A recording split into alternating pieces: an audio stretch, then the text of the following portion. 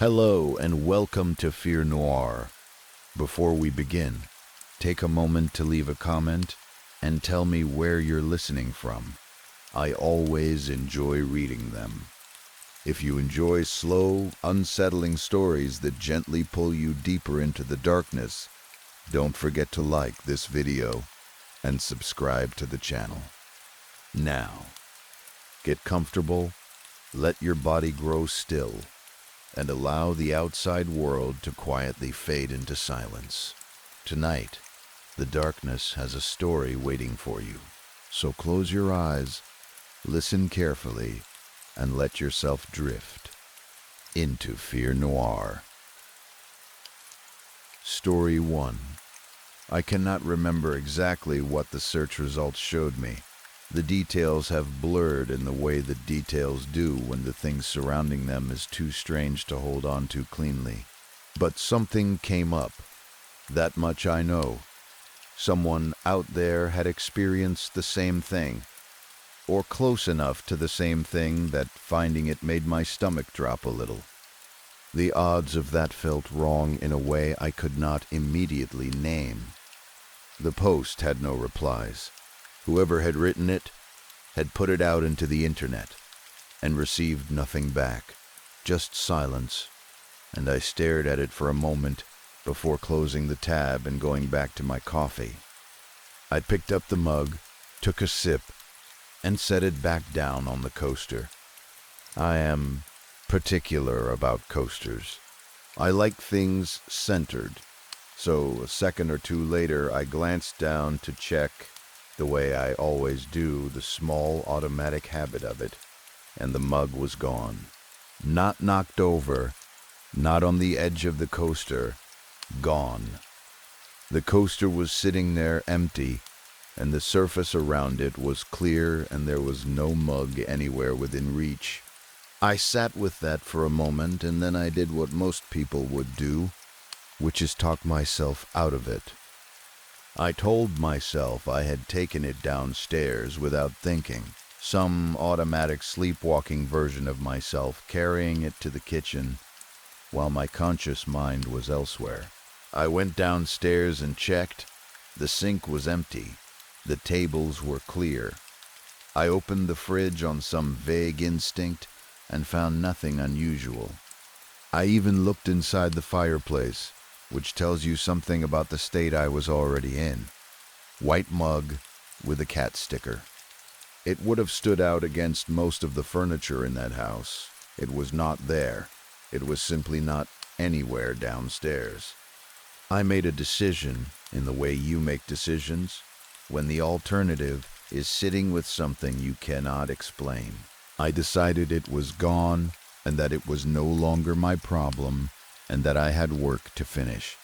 I went back upstairs, opened the cabinet in the kitchen to make another coffee, and stopped.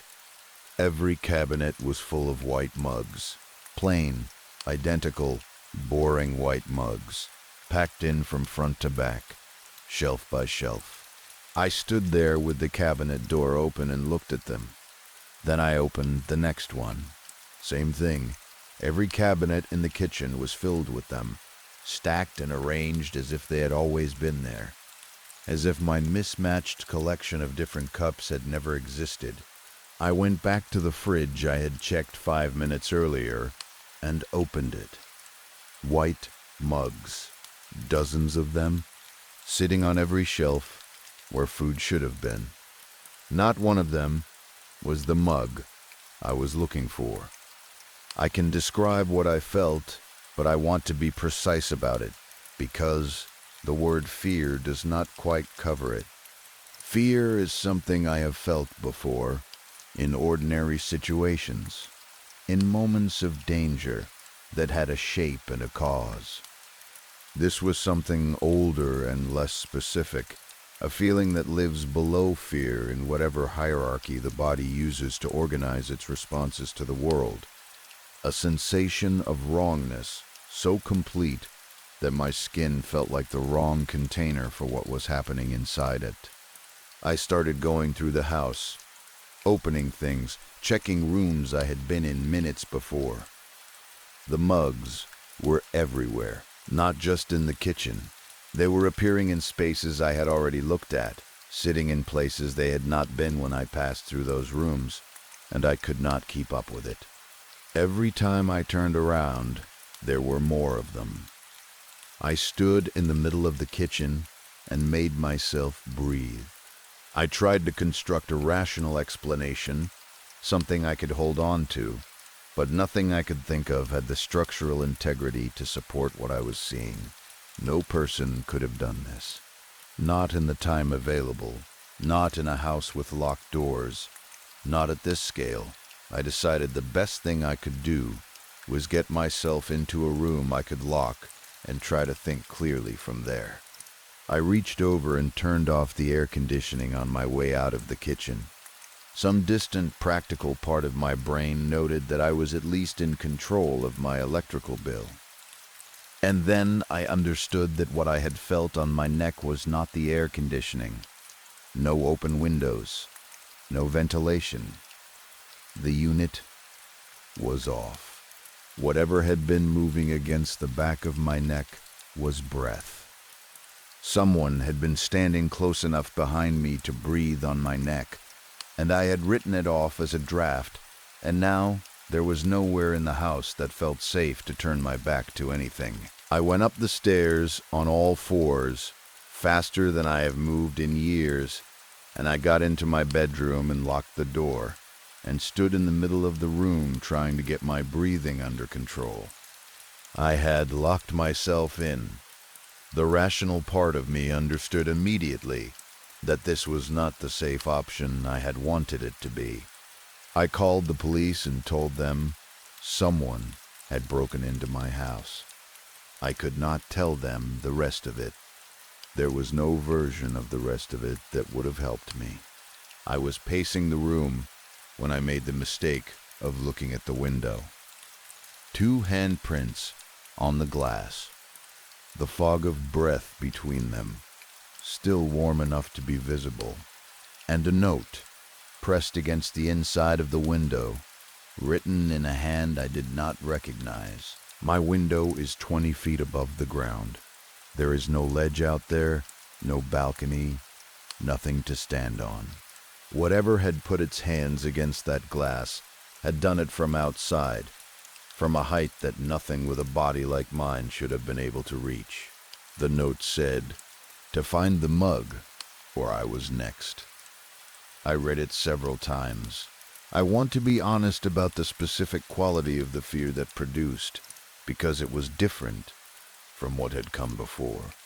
Everything up until that point had been inexplicable and nauseating, but it had not been addressed to me directly. The note made it personal.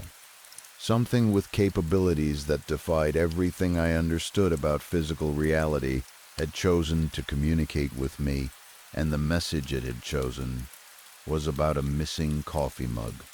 The absurdity of it did not make it less frightening. If anything, the absurdity made it worse, because absurdity means you cannot predict anything, and unpredictability is its own kind of terror.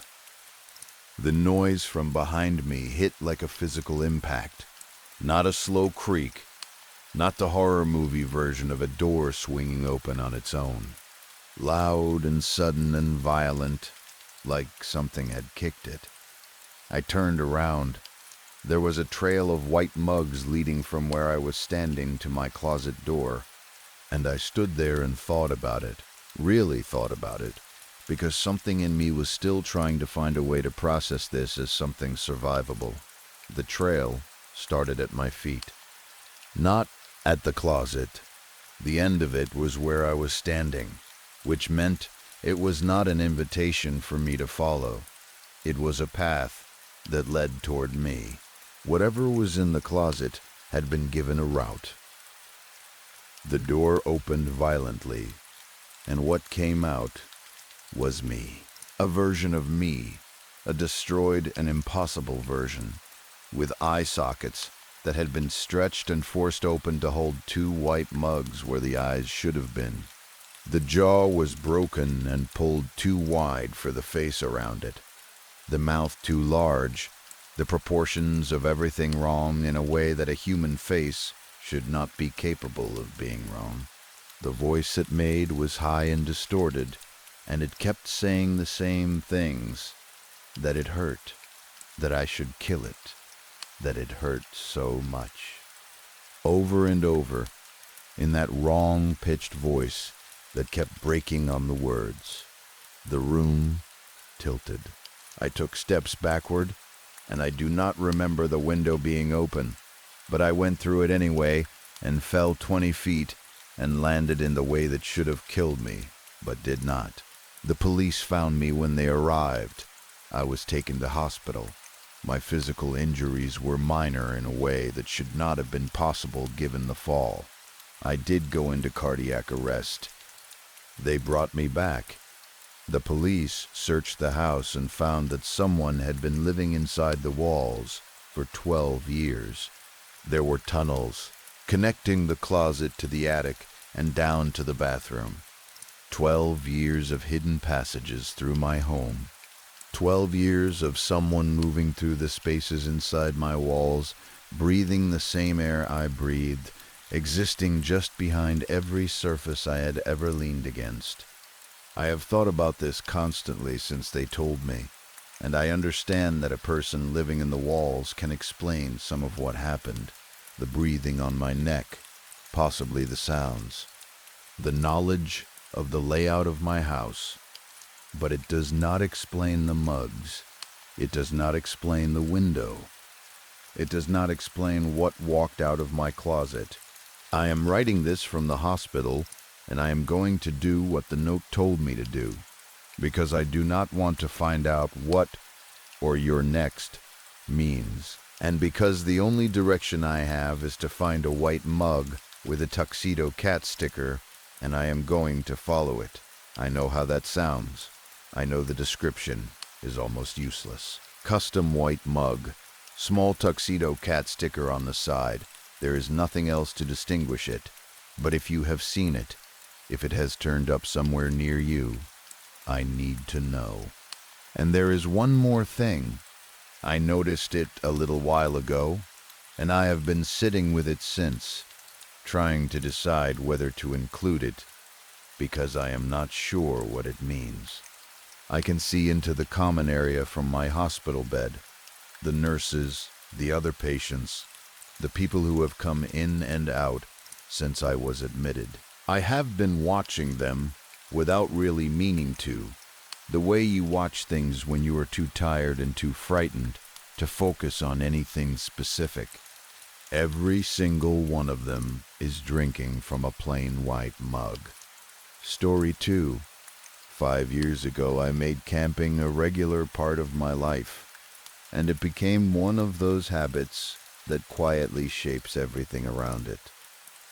Once a month, without fail, I would pack up and go somewhere with trees and open air and the kind of silence that cities never quite manage, the silence that has texture to it, filled with insects and wind, and the distant sounds of animals going about their lives in the dark.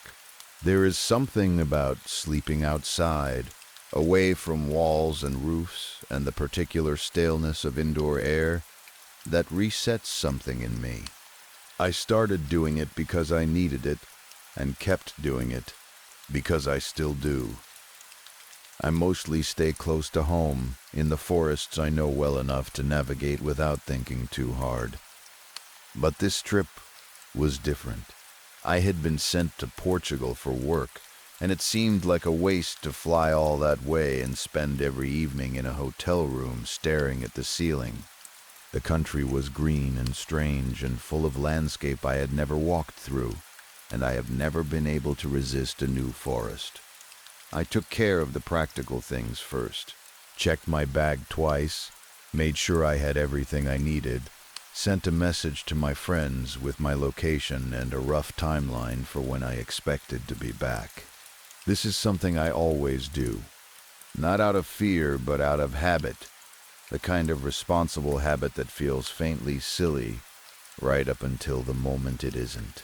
Then I got out of the hotel, drove the rental car to the edge of the woods, parked, threw the pack over my shoulders, and went toward the trees. There was a gate at the entrance to the forest, the kind of simple metal barrier that marks the boundary between parking lot and wilderness, without making much effort to be intimidating. I was reaching for the latch when I noticed the box sitting to one side of the gate with a handwritten sign taped to the top. The sign was in two languages, Portuguese first and then English beneath it. It said please, and it said take one, and the word please had been underlined. Inside the box were pamphlets, folded and stacked, also in both languages. I took an English one and read it there at the gate, while the late afternoon light came through the trees at a low angle. The pamphlet was about something called the procession. It described it as a very old tradition in the region, one that typically happened after midnight. If you were in the forest and you heard bells or people singing, or if you saw lights moving through the trees, or caught the smell of candles, the pamphlet said there were things you should do. Draw a circle around yourself on the ground using a stick or your foot, because the circle is a sacred shape that demonstrates respect for the ceremony. Keep your hands completely free and open, which signals that you are willing to receive a blessing. And if those options weren't available to you, lie face down on the ground as a last resort, a posture of submission and harmlessness. I found it genuinely interesting. I had done a small amount of reading about regional Portuguese folk traditions before the trip, and this fit into what I understood about the deep roots of rural ceremony in this part of the world. I folded the pamphlet and put it in my jacket pocket and went through the gate into the forest. The walk to the clearing I had chosen took a couple of hours. I stopped a few times along the way, once to drink water and eat something, once to photograph a bird I didn't recognize sitting very still on a low branch, once to look at the quality of light coming through the canopy at a particular angle that seemed worth remembering. The forest was dense and old in the way of forests that have been left alone long enough to develop their own character, the trees tall and the undergrowth thick, and the paths between them slightly uncertain. I was taking one of my breaks, standing still and looking around at nothing in particular, when I noticed the carving. It was on the side of a tree at about eye level, cut into the bark in letters that were small and careful, rather than large and obvious. I might have walked past it a dozen times without seeing it, and I'm still not sure what made me look at that specific spot, on that specific tree, at that specific moment. But I looked, and I read it, and it said 2 words. They lie. I stood there for a moment with those words sitting in my mind. My first instinct was the one that felt safest, that some teenager had carved it there as part of an ongoing project of trying to unsettle hikers, the kind of thing that sounds clever when you're 15 and bored on a summer afternoon. I went with that explanation because it was the most available one, and kept walking, but the words stayed with me in the way that certain things stay with you even when you've consciously decided to set them down. I reached my clearing late in the afternoon. It was a good spot, open overhead, with high trees around the edges and soft ground, and no obvious reasons to be elsewhere. I unpacked, set up the tent, built a fire, ate a proper meal, and settled into the particular contentment that comes from being exactly where you intended to be, with everything working the way it's supposed to work. I have never been a good sleeper. This is not a recent development, it's just how my body is configured, always slightly reluctant to let go of consciousness, always finding small reasons to stay awake a little longer. I was sitting by the fire with a book around 1 in the morning, reading without urgency, waiting to get drowsy enough that sleep would actually take, when I heard the bells.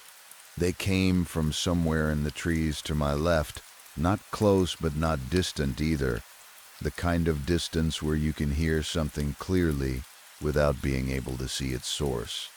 Bells, and under them voices singing, and between the trees, the suggestion of moving light.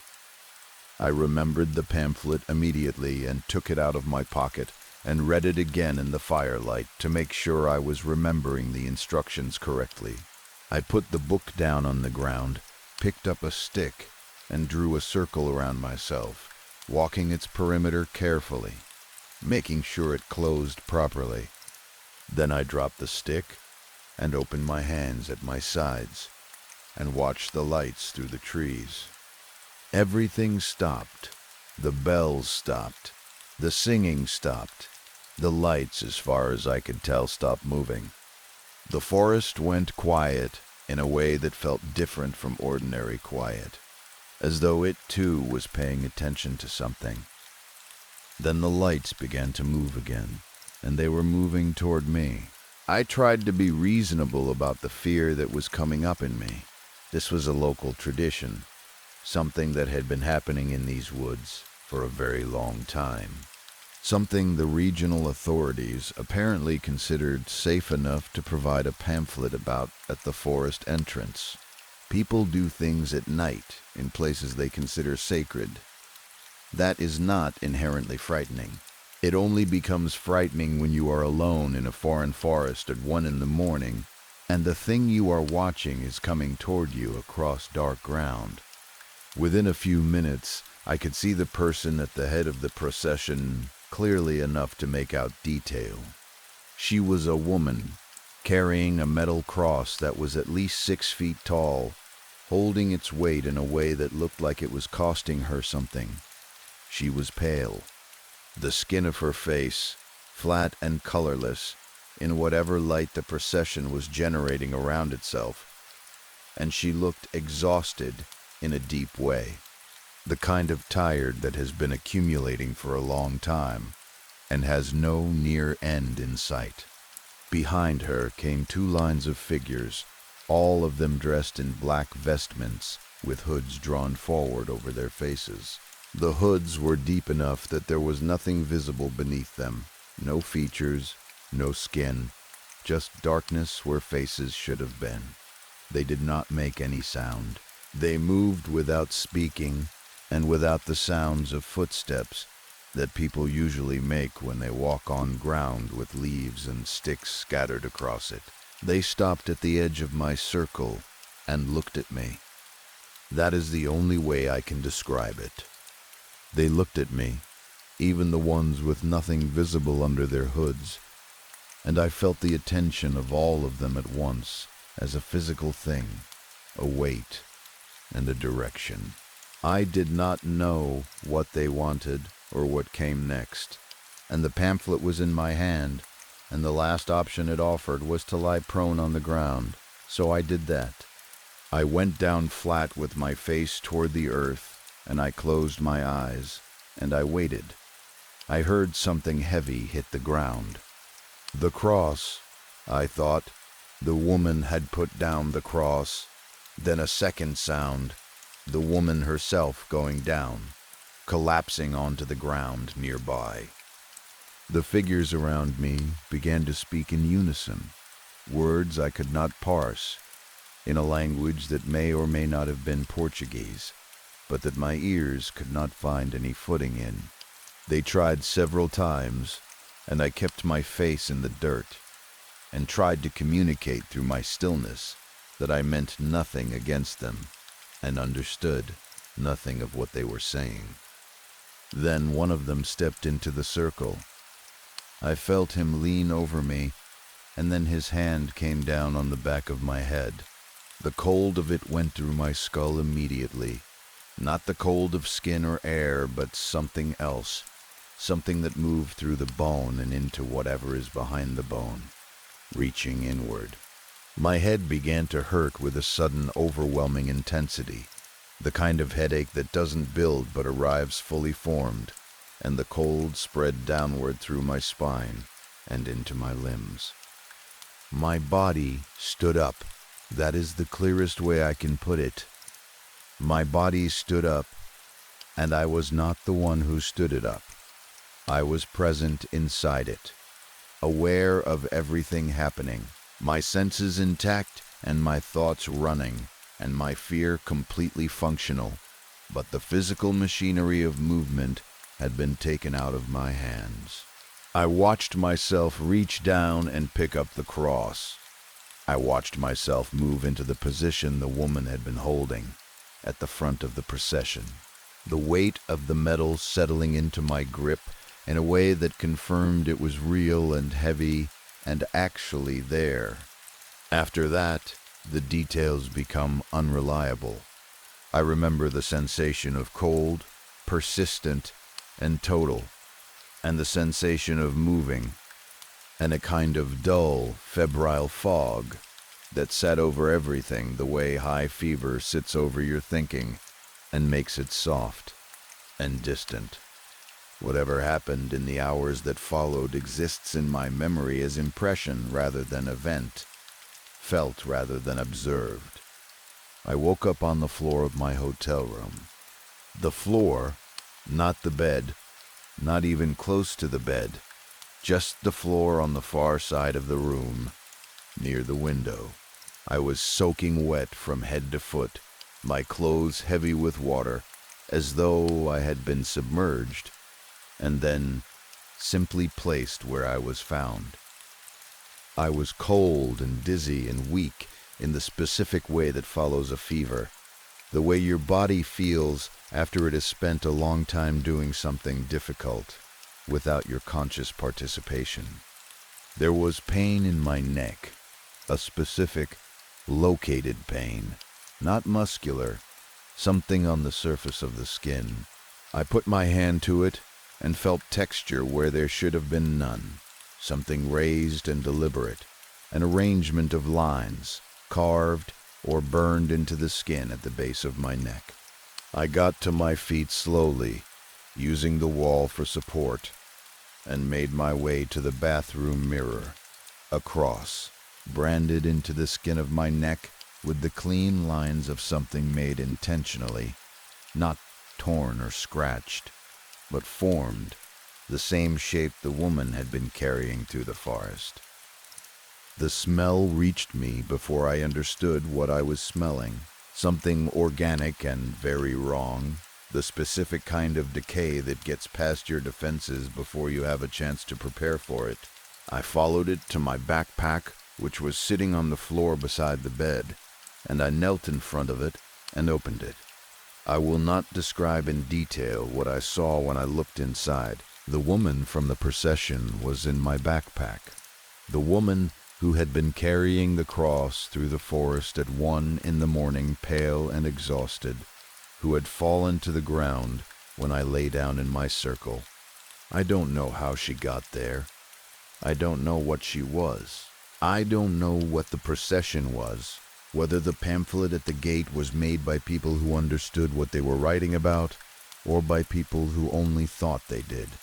I don't know what the carving on the tree was meant to warn me away from, or whether following those instructions made things better or worse than not following them would have.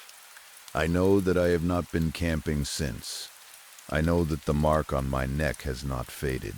I know that I threw the pamphlet away before I left Portugal, and that I have thought about it almost every day since, about the careful, helpful language it used, about the word "please" underlined at the top of the box. I think about who wrote that pamphlet. I think about what they knew when they wrote it, and what they chose not to include. I think about those 2 words carved into the bark of a tree in the middle of a Portuguese forest, small and careful and easy to miss. They lie. I should have turned around at the gate. Story 3. She had a hunch. That was how she explained it when she slung her bag over her shoulder and headed out. the same way she had explained every story that had ever made her career. The bag had her mini camcorder in it, a handful of journals, some full and some waiting to be written in, and whatever else she had grabbed in the last few minutes before leaving that she thought might be useful for documentation. That attitude, the one that said I am probably wrong, but I have to know for certain, had driven most of the significant decisions of her life. It was the thing that made her good at her job. More than good. A lot of people said she was one of the best investigative reporters her station had ever had. I would have gone further than that. I would have said she was the best. Full stop. Fearless in the way that looks like recklessness until the story comes out and then looks like genius. Committed to the point of obsession. Unable to leave a thread unpulled. 3 qualities that made her extraordinary at what she did, and that apparently meant nothing to the people she worked for, because when she disappeared, they were barely bothered. I think they had decided it was an occupational hazard. You spend enough years pushing your nose into places it has no business being, eventually, something pushes back. And on top of that, what she had gone chasing was her own project. Something she was pursuing on personal time, something they were not expecting to generate revenue. So their interest was minimal to begin with. She had told them the same thing she told me, that she would be gone a few weeks at most. She had used her accumulated holiday time to cover it.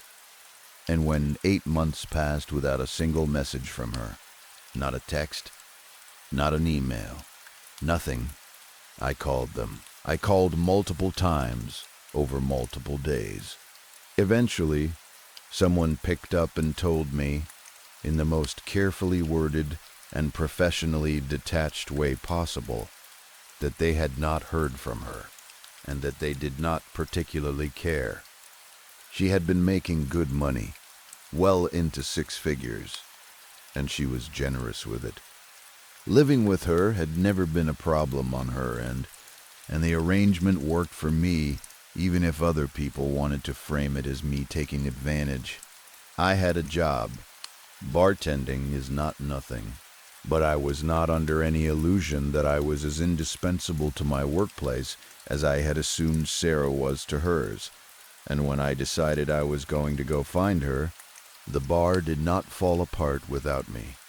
I had a rough idea of where to go because she had told me her flight details before she left. Excited in the way she always got when a story started pulling her forward faster than she could keep up with. And after spending an hour going through her room, I found the journals and notes she had left behind, which filled in the parts she had not thought to mention out loud. Mind control. My first reaction was to dismiss the whole thing as exactly the kind of story that sounds compelling in the pitch and falls apart under examination. But she was not talking about pocket watches and stage hypnosis. She was talking about suggestibility at a deeper level, about the mechanics of how the brain processes information it is not consciously aware of receiving. She gave an example that I understood even if I could not have explained the science behind it. Someone in a film eats a burger and clearly enjoys it, and some percentage of the people watching will find themselves craving a burger. That is not manipulation in the dramatic sense, but it is influence, and it happens without the audience making any deliberate choice to be influenced. She was arguing that the same principle could be applied deliberately through audio and visual media, with precision and intention. That there was a line somewhere between receiving information and consciously registering it, and that if you could engineer content to work on the part of the mind that sits before that line, you could shape how people thought and felt and behaved without them ever knowing it was happening. I looked it up. It is a real phenomenon. Not fringe science, not conspiracy thinking, something documented and discussed openly enough that it only takes a few minutes of searching to find credible sources on it. That in itself was unsettling to sit with, because the moment you accept that it is real, the next thought is obvious. What could someone do with that deliberately? What could someone build if they designed it from the ground up to operate that way?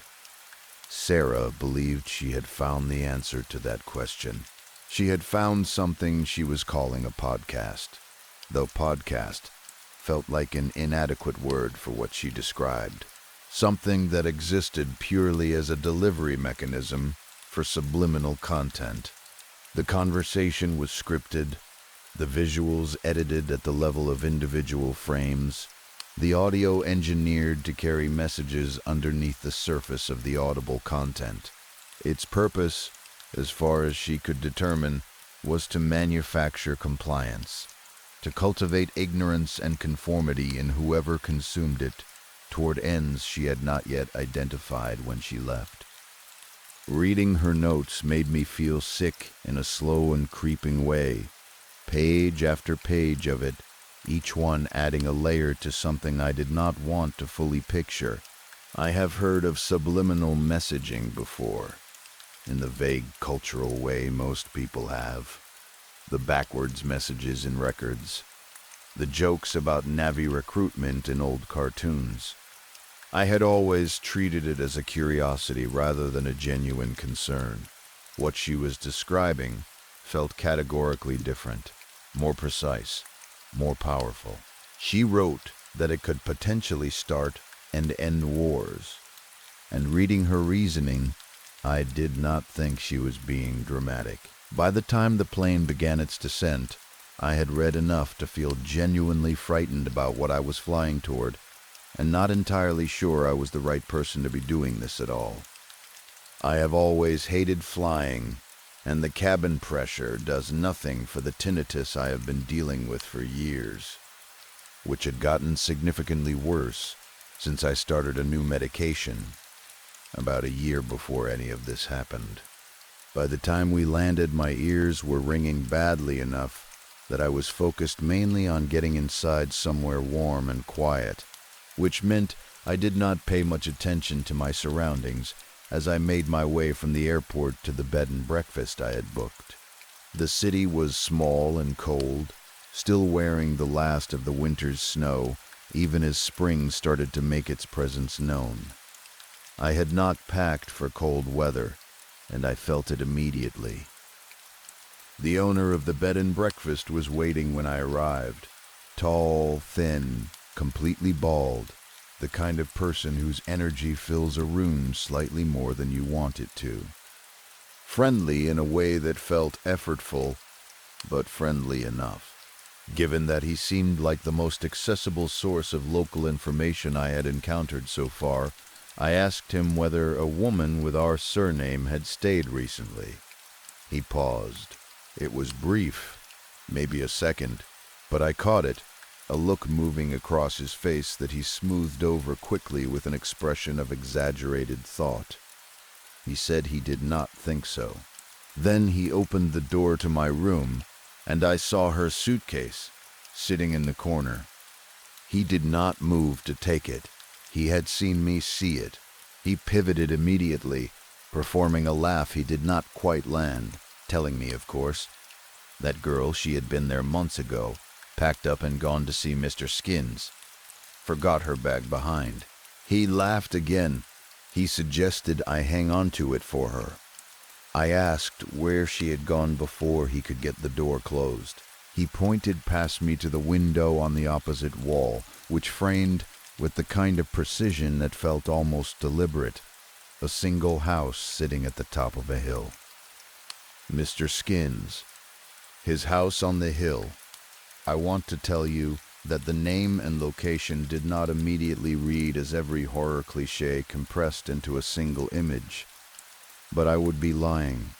A solitary house on a hill, dark and decayed against the sky, tipped with snow like the peak of something unforgiving, shadows from the setting sun reaching down the hill toward my window like fingers. Sarah had written about him in her journals.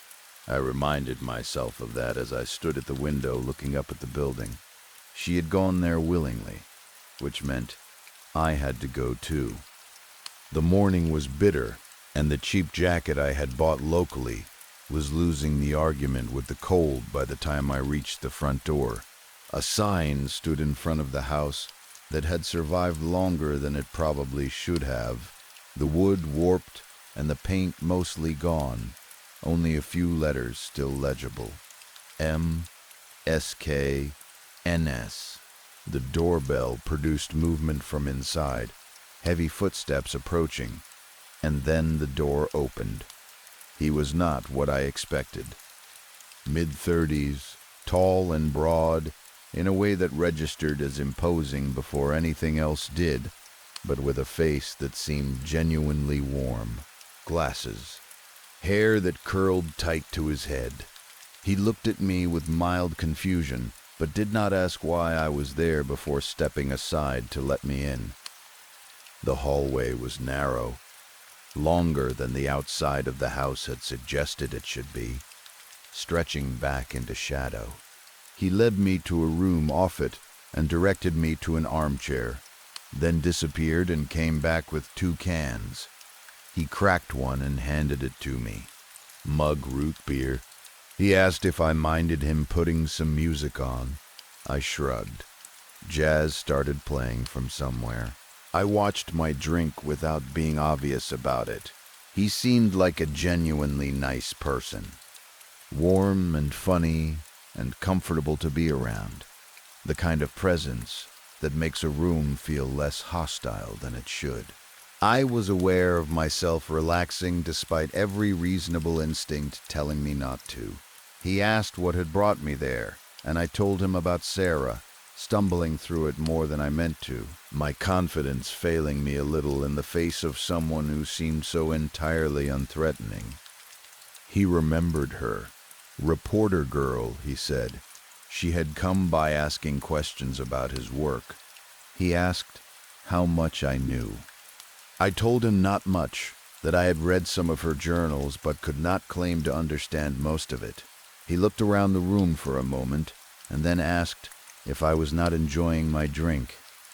I went to take a sip and my arm stopped working. He moved faster than someone his size should have been able to move, crossing the space between us and catching the can before it fell from my hand. He pressed it against the back of my hand. I could not take it back. I could not feel my hand. He watched me understand what was happening and told me I had good instincts about the drink, but the wrong assumption, that there was nothing in it. Then he said he had known I had not done my research when I let him put the music on. My sister, he said, had been much harder. He picked me up and carried me over his shoulder as though I weighed nothing. My face pressed against the fabric of his shirt, my body completely beyond any instruction I tried to give it. He talked as he carried me into the dark of the hallway. He said Sarah had gotten too close, that she was smart and had done her homework. He said he did not get the same impression from me, but that he could not take the risk if I had read anything, if I knew anything.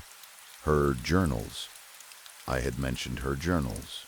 He needed to be sure. He said it with the mild tone of someone explaining a reasonable decision. My eyes were closing.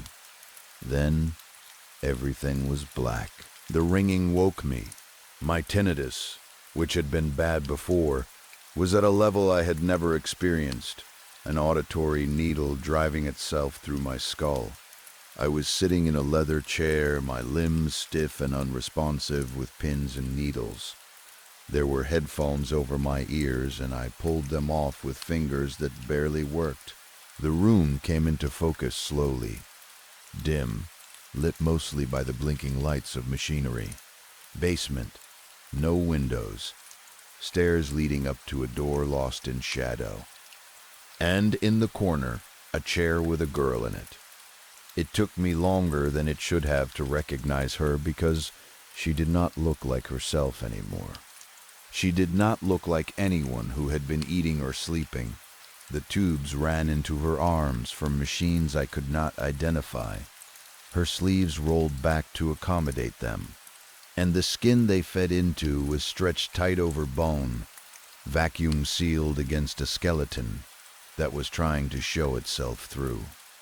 Her cheekbones and ribs pushed at the surface.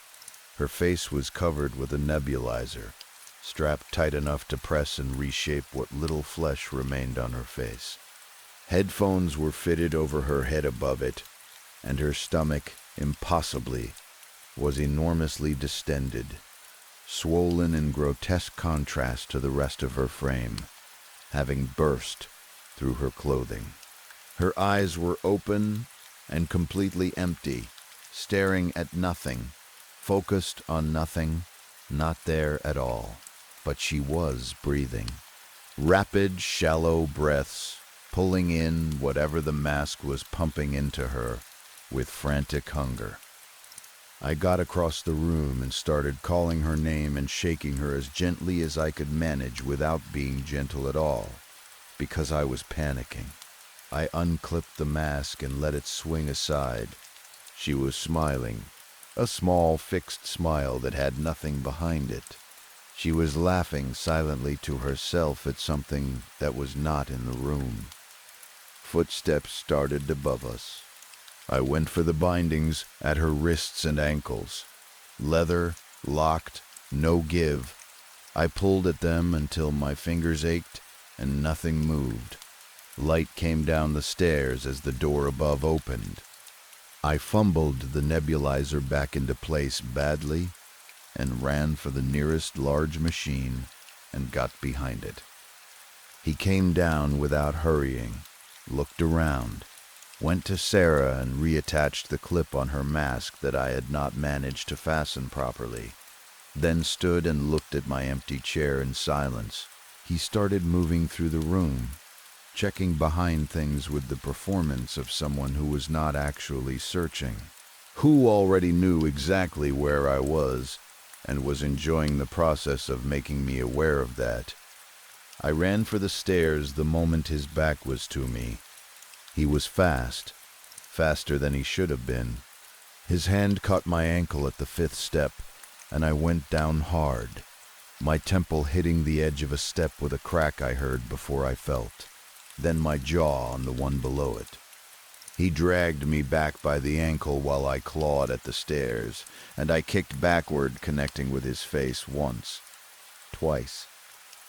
Something in his grip loosened. I kicked again and heard him go back and down, hitting the concrete floor below with a dull impact.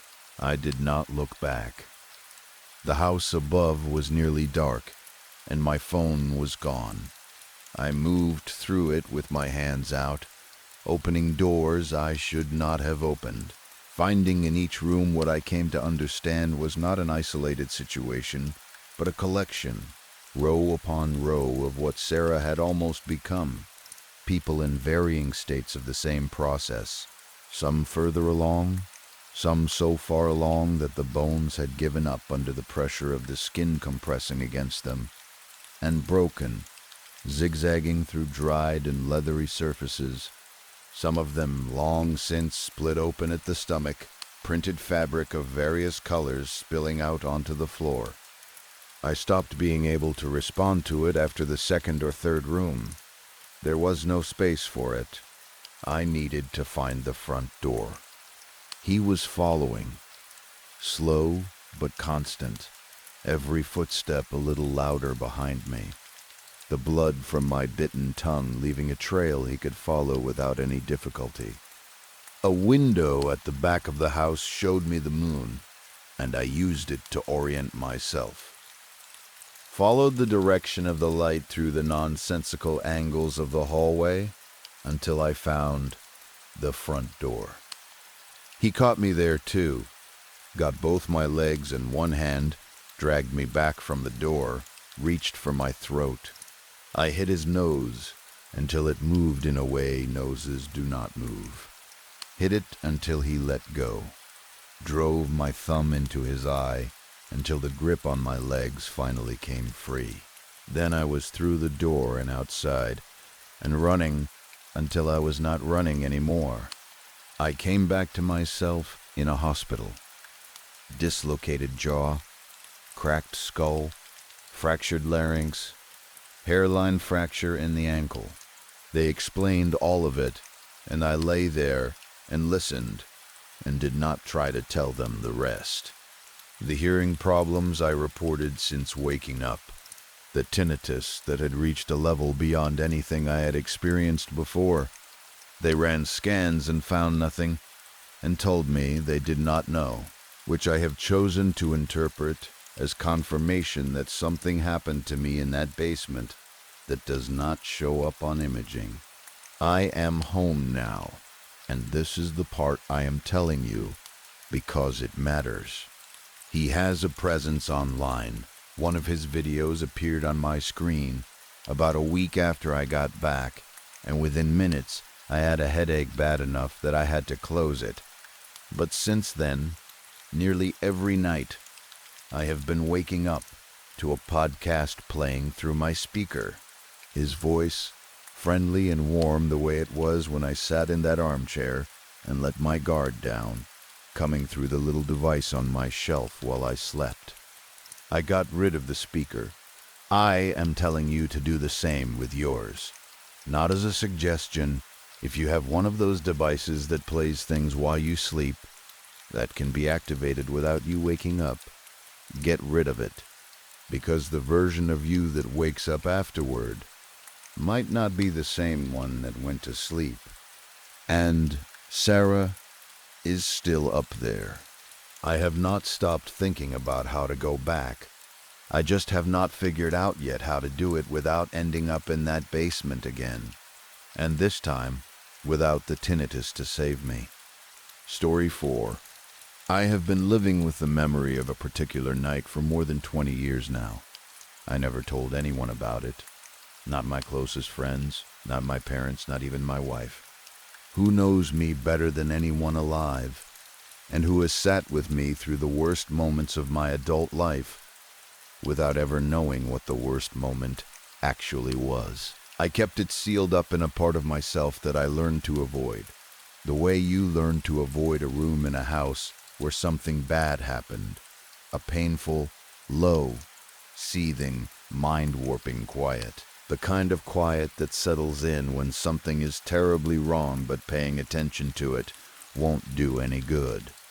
When something has happened that is so far outside the boundaries of what people will accept as real, that the only sane response is to become very still and very silent and wait for the world to catch up. It's the feeling of being mocked by something larger than you, of having something brush past you just to see what you would do, knowing you can do nothing. The simple truth is that what happened is so genuinely insane that for 2 decades I was certain that anyone I told would conclude that I was the insane one, and that seemed like a worse outcome than just carrying it alone. But the events of the past week or so have changed my calculation on 2 fronts.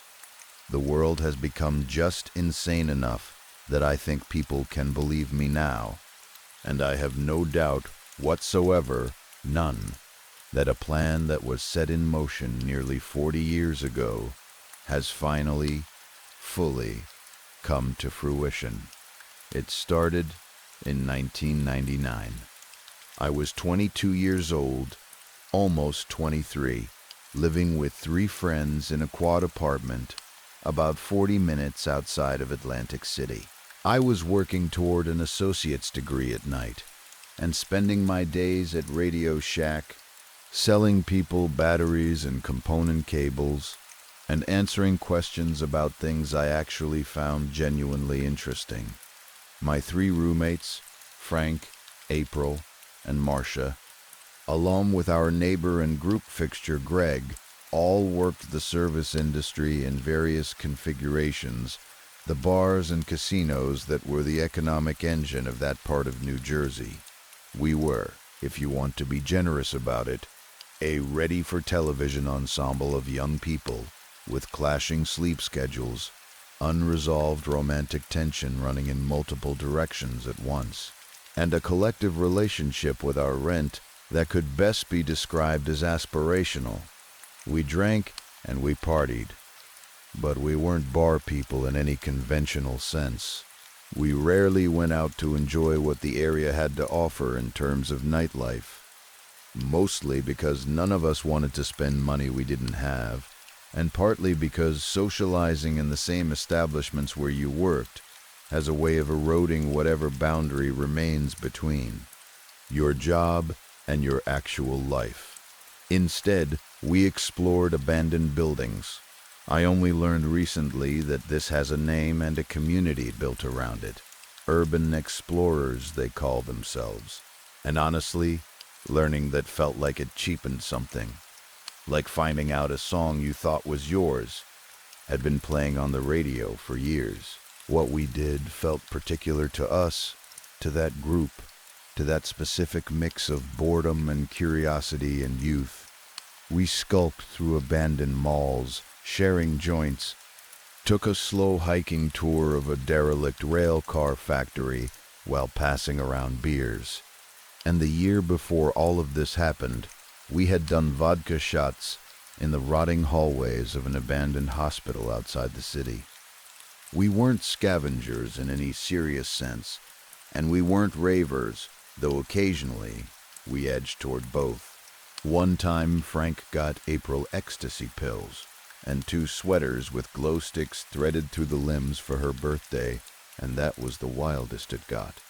Or the wildest they got.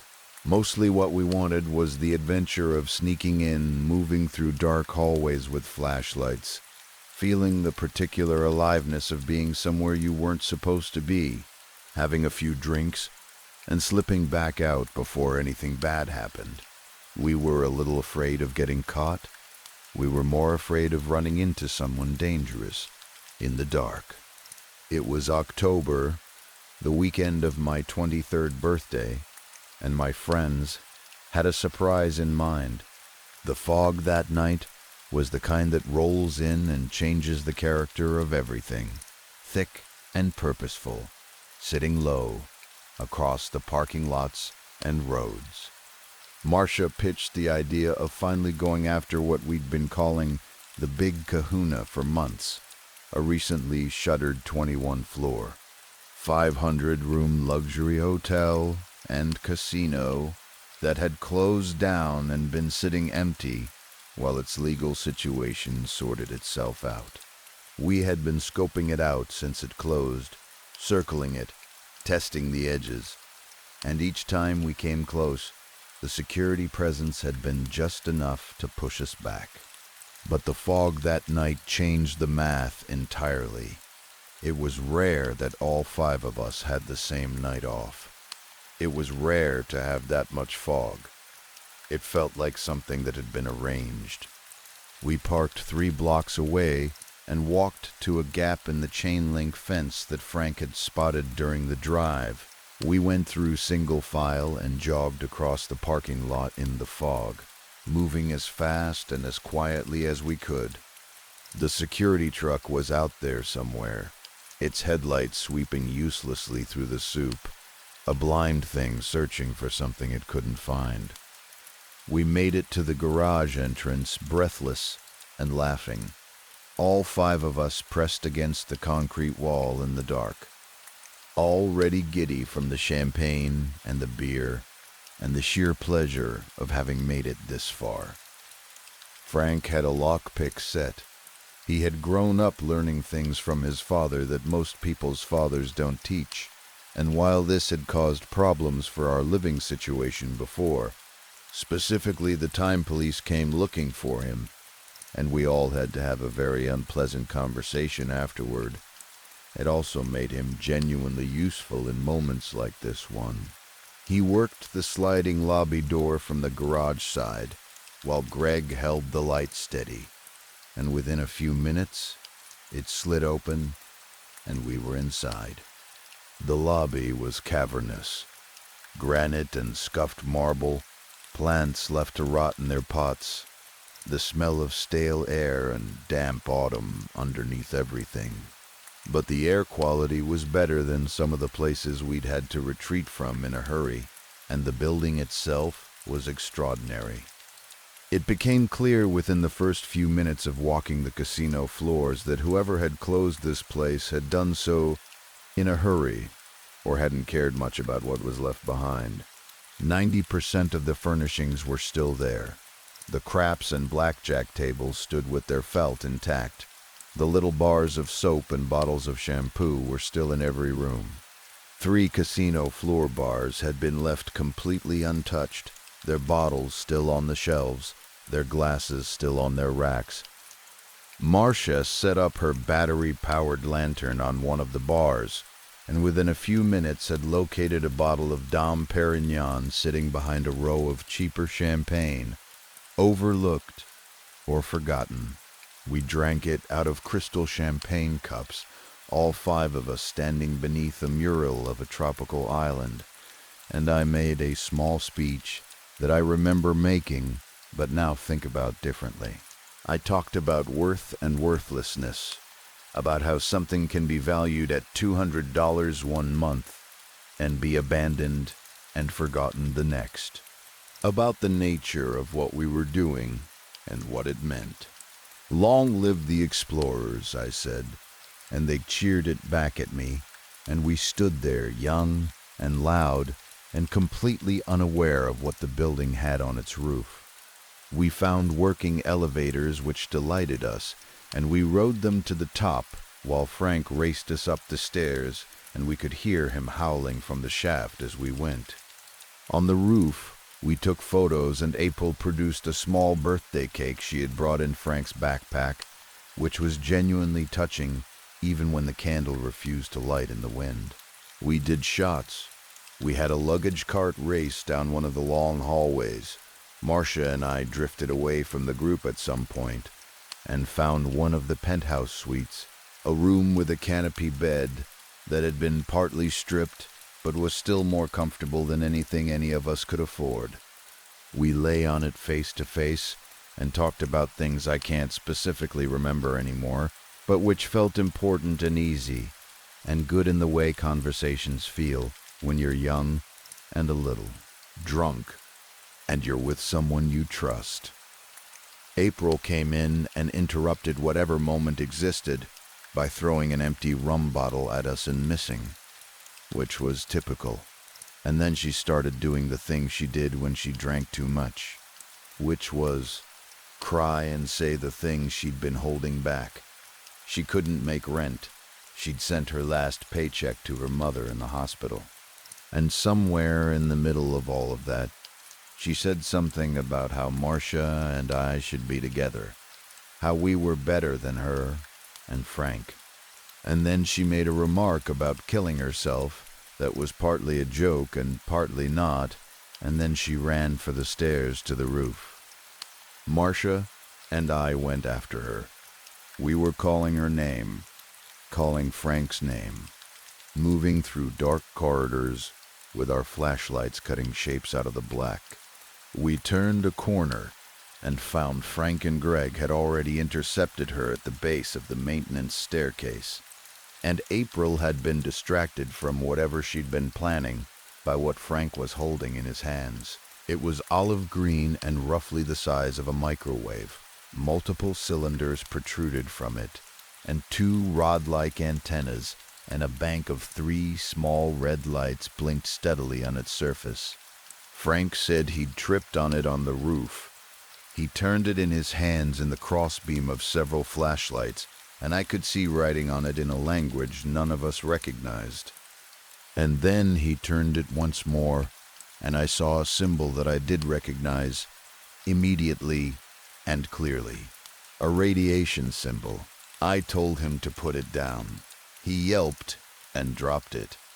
The device hit the metal catwalk and broke apart into pieces, and one of the cylinders released a fine silvery powder that turned dull yellow where it made contact with the air. I yelled for everyone to run, and we ran.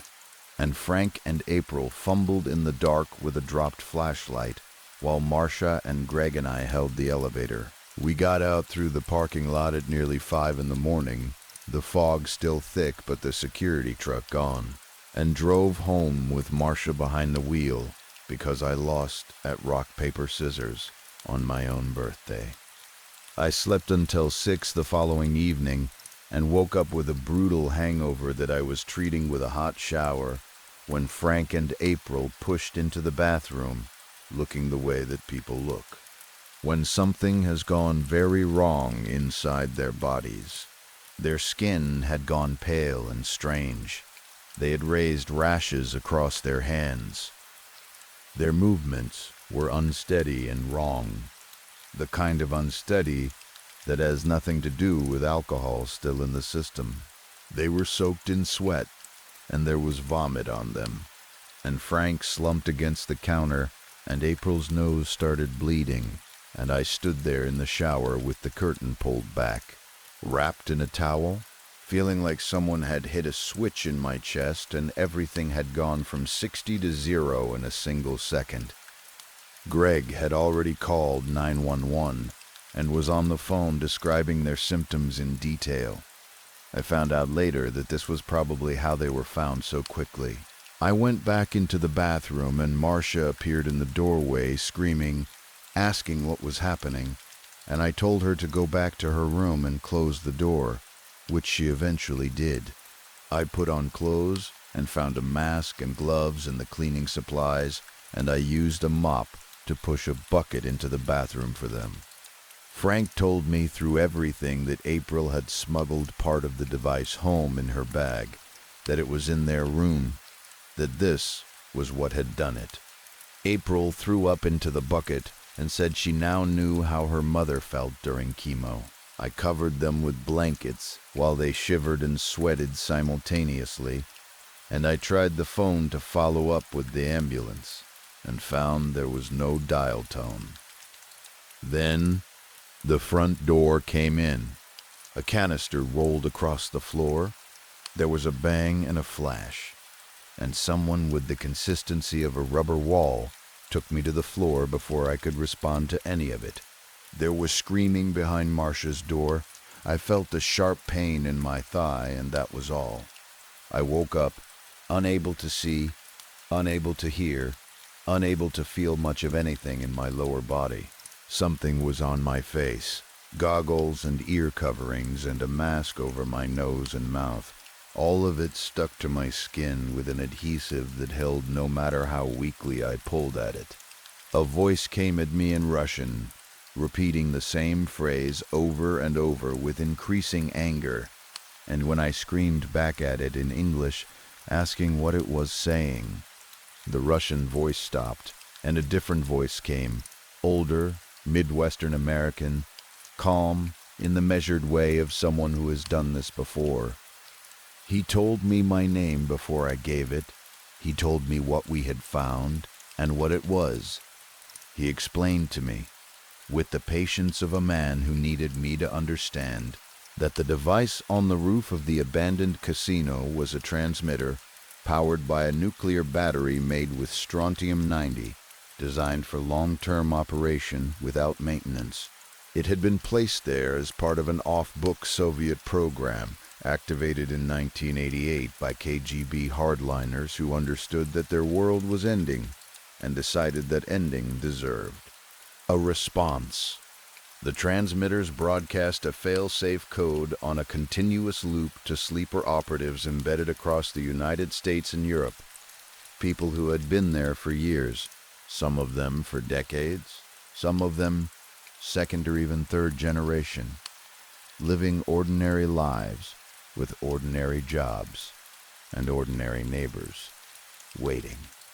If they stopped receiving the code, their instructions were to carry out their assigned attack, whatever they had been given: suitcase devices, weaponized biological agents, shoulder-fired missiles positioned near commercial airports. The signal was the thing keeping all of it still. It was called Fail Deadly. The moment the signal failed, the dead man's switch triggered. He told me April and Frank had died 12 hours earlier.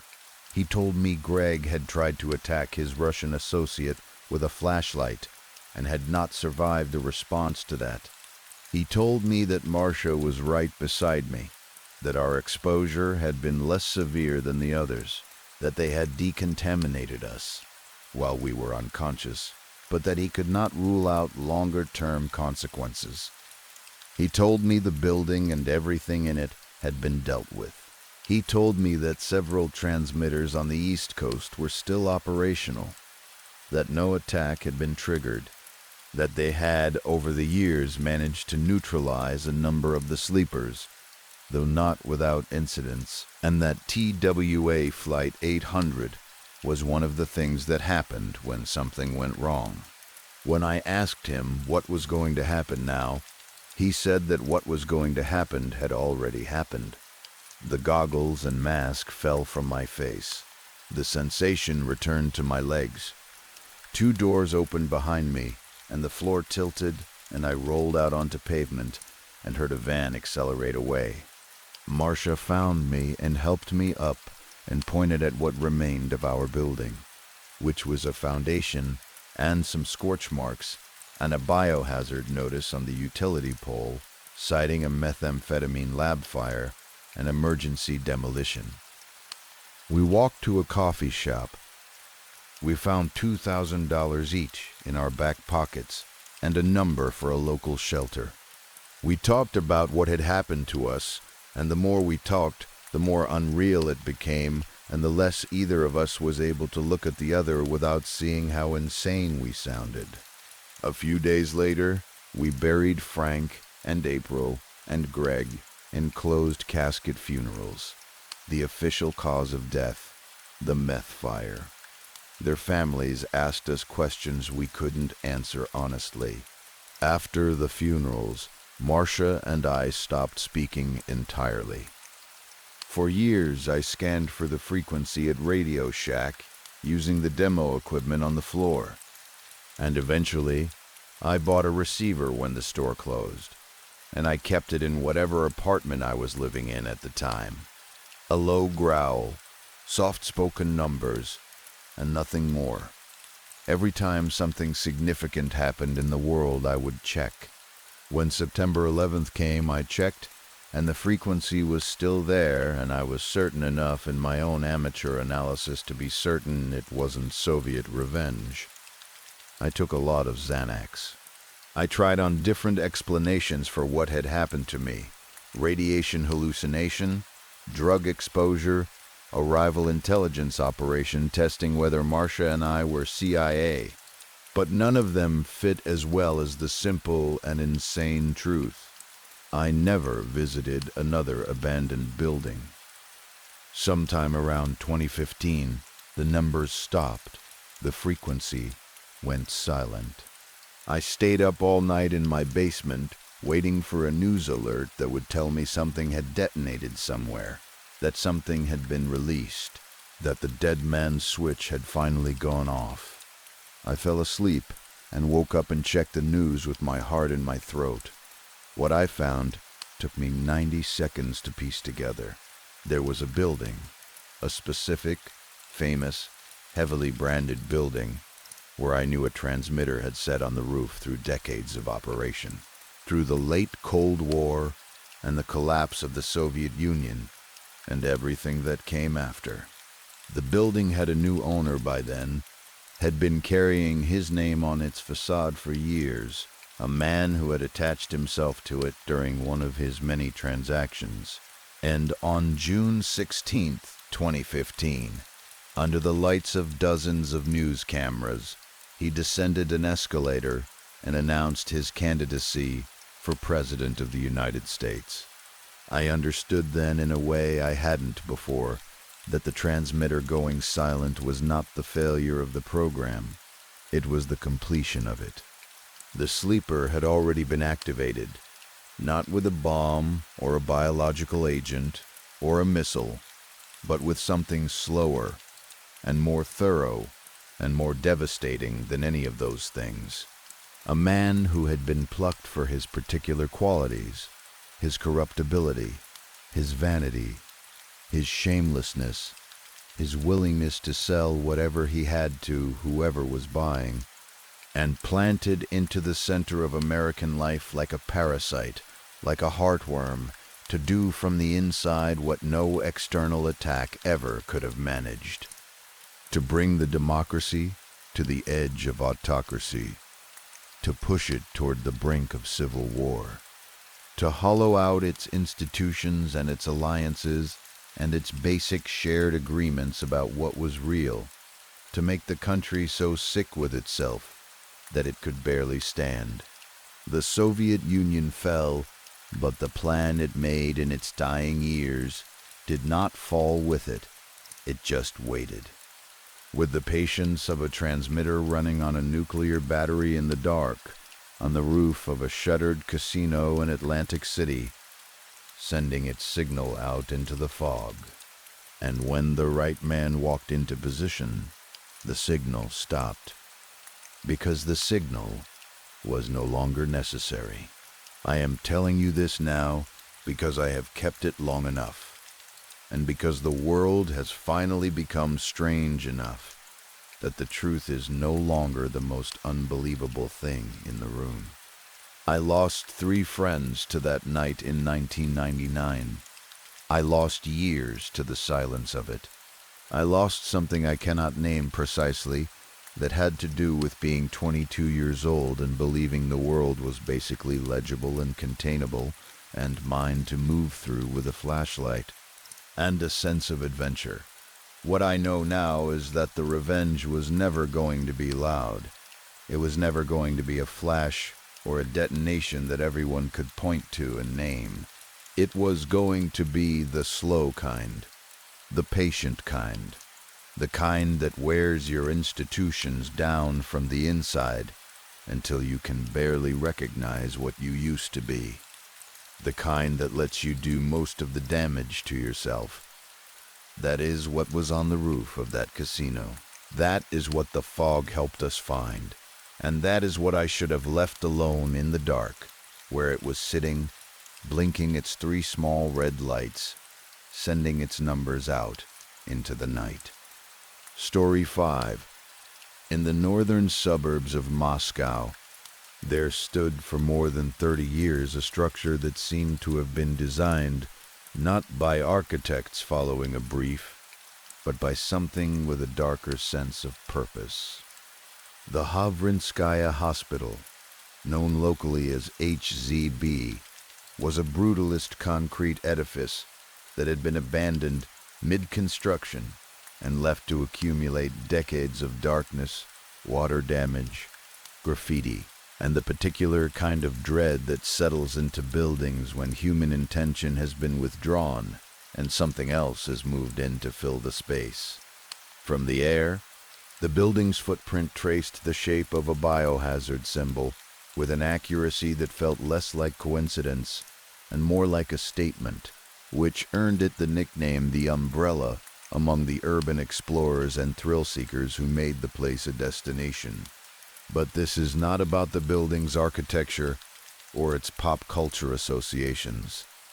This is about what was happening in the levels below the ground, in the parts of the structure that the water had claimed, and about what may have been built down there in the dark. The theory of Nemastor emerged from the particular ecosystem of rumor and testimony that grew up around the abandoned hospital during the chaos of the 1990s, when Moscow's social fabric had frayed badly enough that large numbers of people existed at the edges of official visibility, and when a structure the size and isolation of HZB could host almost anything without attracting coordinated attention from authorities who had larger and more urgent problems to manage. According to local urban explorers who documented their visits to the site during this period, the hospital had not merely been occupied by squatters or used as a gathering place for the city's dispossessed. Something more organized had taken root there. A group known as Nemastor had established the building as their headquarters, and they had not simply moved into the existing space. They had modified it deliberately and with apparent purpose. The second basement level of HZB was permanently flooded with groundwater that came in through the compromised foundation and sat cold and still in the darkness below the main structure. Most people who explored the building avoided this level entirely, partly because of the obvious physical danger of moving through freezing floodwater in an unstable underground space with no lighting and no reliable exit, and partly because of something harder to articulate, a quality of wrongness that multiple independent visitors described in similar terms without having compared notes.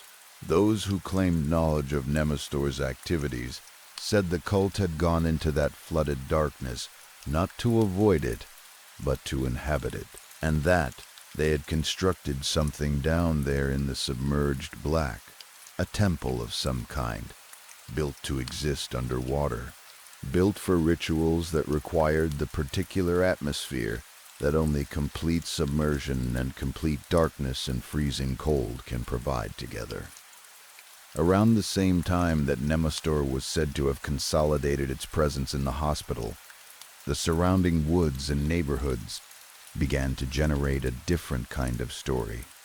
People were disappearing, not in the dramatic and immediately newsworthy way that generates investigations and headlines, but in the quiet and easily overlooked way that happens when the missing are people whose absence takes longer to register officially. Homeless individuals who had been known to locals as fixtures of particular streets or parks. Teenagers who had run away from home and existed outside any reliable tracking system. Pets that wandered too close to the tree line and did not come back. The disappearances were individually explicable in ways that prevented them from cohering into a pattern that demanded a response. A homeless man moves on. A runaway goes somewhere else. A dog gets lost. Each one alone is a tragedy of a particular ordinary kind. Together, accumulated over years in the vicinity of a building where something organized and secretive was known to be operating. They suggested something that nobody in a position of authority appeared ready to name directly. What makes the story of Nemastor genuinely difficult to dismiss and genuinely difficult to confirm is the way it is said to have ended. The version that circulates among people who have studied HZB closely describes a conclusion that was chosen specifically because it would leave nothing to document, no defendants to try, no testimony to manage, no public record to explain or defend. According to this account, when the authorities finally decided to act against the cult, they did not move in with arrests and charges and the full machinery of legal process. Instead, special forces allegedly sealed every exit from the flooded basement level while the cult was assembled below for one of their rituals. They allowed the pumping systems that partially managed the groundwater to fail.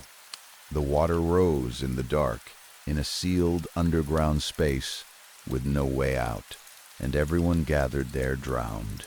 The operation, if it happened as described, would have been designed from the beginning to produce no survivors, no witnesses, no paperwork, and no public trial.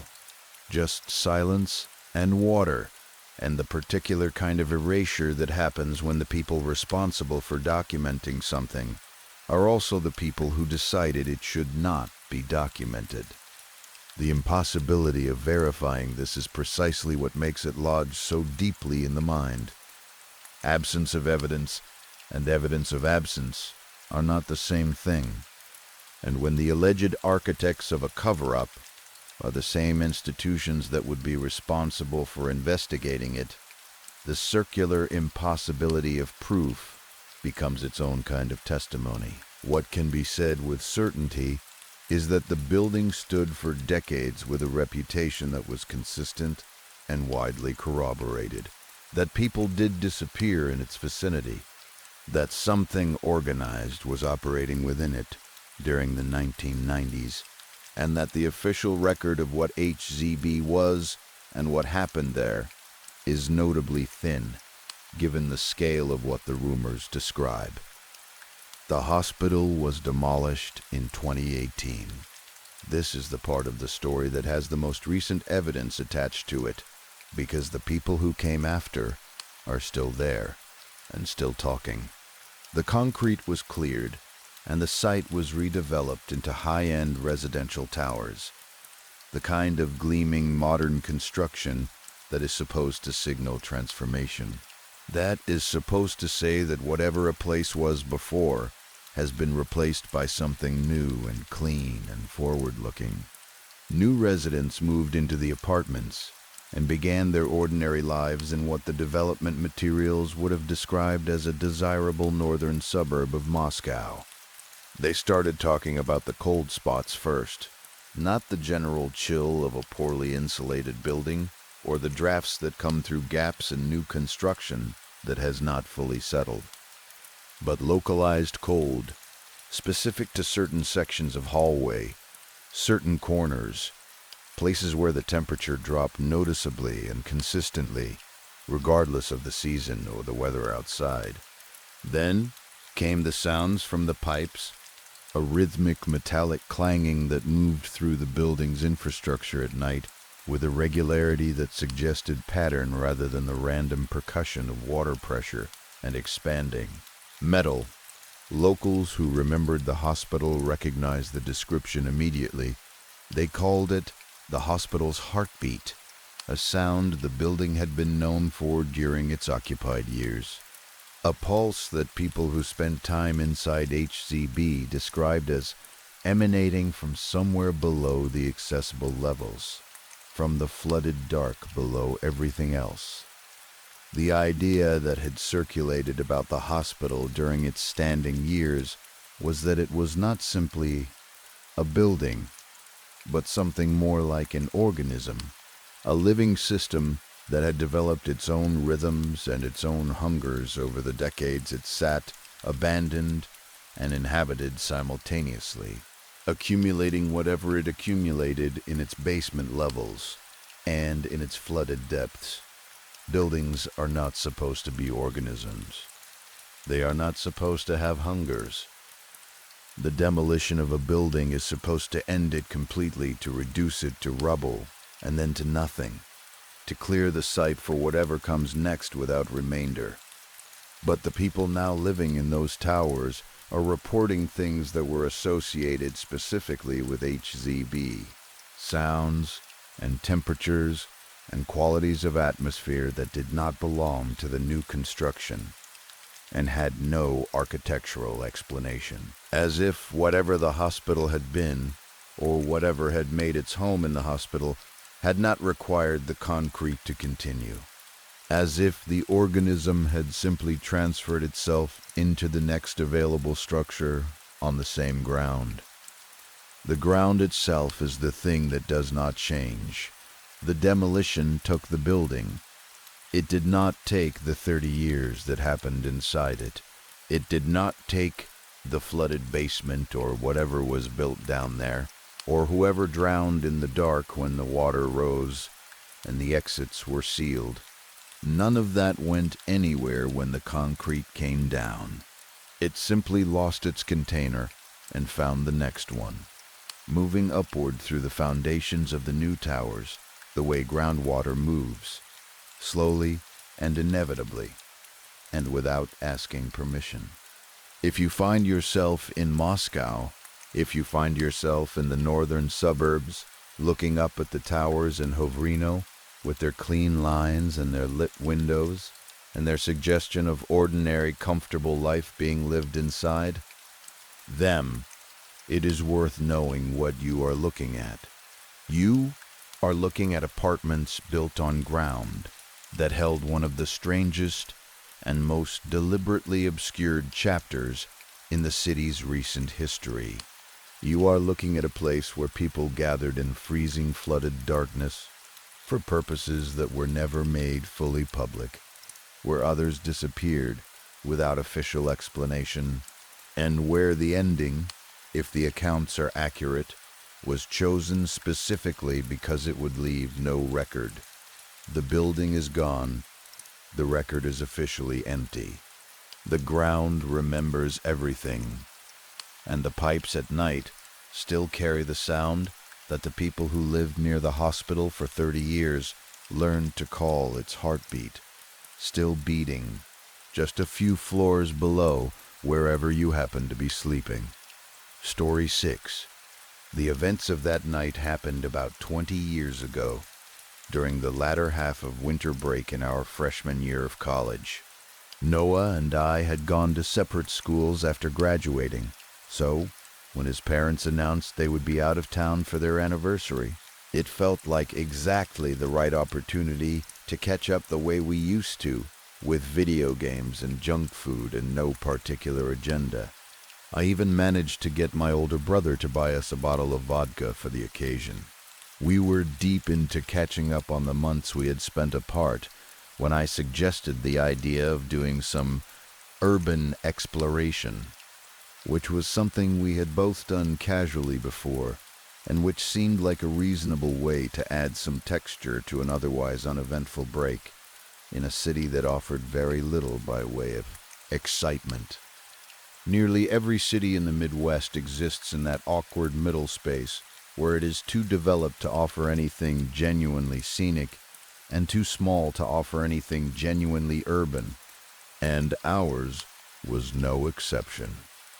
We settled on an abandoned grain elevator that sat just off the interstate, close enough to Noah's house that we could walk there without needing a car.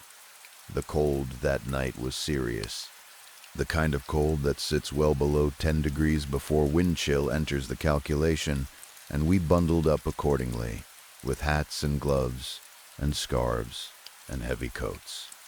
I also slipped a fold-out knife into my coat pocket almost as an afterthought, the kind of precaution that feels slightly theatrical when you make it and later reveals itself to have been the most important decision of the night, even if it ultimately made no difference. The walk took about 20 minutes in real time, but felt 3 times longer than that in body time. That specific category of cold, the kind where it feels like each of your leg hair follicles has been filled with a miniature sliver of ice, and each gust of wind drives them deeper, makes distance feel dishonest. 10 minutes outside in that temperature is enough to make you understand, in a very physical and immediate way, that you should have worn something over your jeans. Noah smelled it first. He asked if I caught it, and I told him I didn't, and then I pressed my lips out to unstick my scarf from my face, where it had been glued by the frozen residue from my nose, and then it found me. Decay, the specific and unmistakable scent of organic matter in the process of breaking down, filling my sinuses before I could think to brace for it, making me gag at the thought of what particles were now inside my lungs. I exhaled as hard as I could, which solved nothing, because then the particles were on the inside of my scarf, directly in front of my mouth. I told Noah it smelled like something had died, which was self-evidently true, and we had a brief conversation about whether to continue. I said yes, and made a joke about wishing I had brought a mint, and we pushed through the gate in the chain-link fence surrounding the property. The absence of a lock on that gate registered as a minor curiosity for a moment, before I explained it away. The city had a substantial homeless population, and abandoned structures like this one were well-known shelter locations. I had wandered into enough of those situations with my siblings over the years, following them to smoke under bridges and discovering the familiar silhouette of a sleeping person under a pile of blankets a short distance away, that the possibility of finding someone sheltering here did not particularly concern me. I filed the missing lock under expected and kept moving. The closer we got to the building, the stronger the smell became, and Noah's flashlight eventually found the source. It was an animal carcass near the base of the structure, and I told myself immediately, and with some confidence, that it was a raccoon. But there was something about it that made confidence difficult to sustain. It had almost no hair remaining on its body, and it was thin in a way that seemed to go beyond starvation, as if not just its fat, but the very architecture of its mass had been systematically removed. Every blood vessel in my body seemed to contract simultaneously for a single second, pulling inward, pulling away, and then I talked myself back by deciding it was mange and the effects of a Midwestern winter on a small mammal. The uncertainty about what specific animal it actually was stayed with me regardless, sitting in the back of my awareness like a low-grade alarm that hadn't been silenced so much as turned down. We circled the building looking for a way inside, when I swept my flashlight across a shallow alcove in the side of the structure. I saw the familiar shape I had seen before under bridges with my siblings, a pile of threadbare cloth with a plaid blanket on top, pilled and worn, and the length of long, dark, greasy hair extending from one end of it. I didn't want to disturb whoever was sleeping there. Noah and I moved quietly around the next corner and left them alone. Noah found the entrance, a door with no knob sitting slightly ajar, a broken window beside it, the edge of his flashlight beam catching the dust columns floating in the darkness inside. I said hell yeah with a convincingness that didn't fully cover the hesitation that had been building in me since the carcass by the gate. Noah saw through it and volunteered to go first, pressing his weight into the door and sending a screech through the cold air that I felt from my skull to the base of my spine. The first room was the building's old break room. Round plastic table, fridge in the corner, tattered couch against the wall, freeze-framed at whatever point the building had been abandoned and left exactly as it was since. I examined the couch and noticed a dark gray blouse sleeve jutting out from underneath, its color contrasting against the off-white tiles. The feeling in the room shifted at that point, from exploration to something closer to intrusion, a sense that I was seeing things that had not been left for me to find. Noah located a second door with a large rectangular window beside it and told me it was my turn to go first, since I had, in his words, bitched out on the last one. I dragged my feet to the door, put my mittened hand on the knob, and genuinely hoped it would be locked. It wasn't. As it cracked open, the smell came through immediately, the same decay from outside but concentrated now, without open air to thin it out. Noah gagged behind me, and we looked at each other for a long moment before walking through. The room was large, darker than the break room, with 2 parallel conveyor belts running its length. The window beside the door, I noticed once I was inside, was actually a one-way mirror.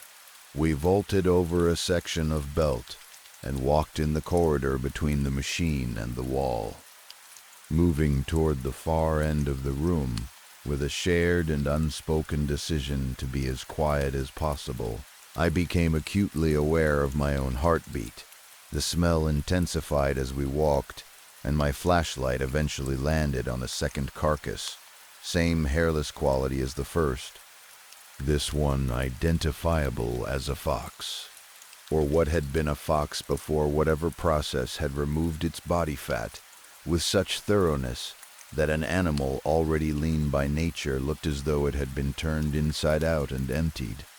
I stepped forward to look more closely. My flashlight moved a few feet further, and I stopped completely. It was the top half of a human head. The upper row of teeth and what flesh remained on the cheeks were holding the skull at an angle on the concrete floor, frozen there by the blood that had drained out and hardened in the cold. The eyes were open, frozen open by whatever fluid remained in them, giving them a clouded and cataracted appearance, and despite that cloudiness, they were oriented in a way that made it feel, with a certainty I could not rationalize away, that they were looking directly at me. The top of the skull had its hair removed. A section of waxen skin was missing from the upper portion, the edges of it ragged in a way consistent with something having fed on it.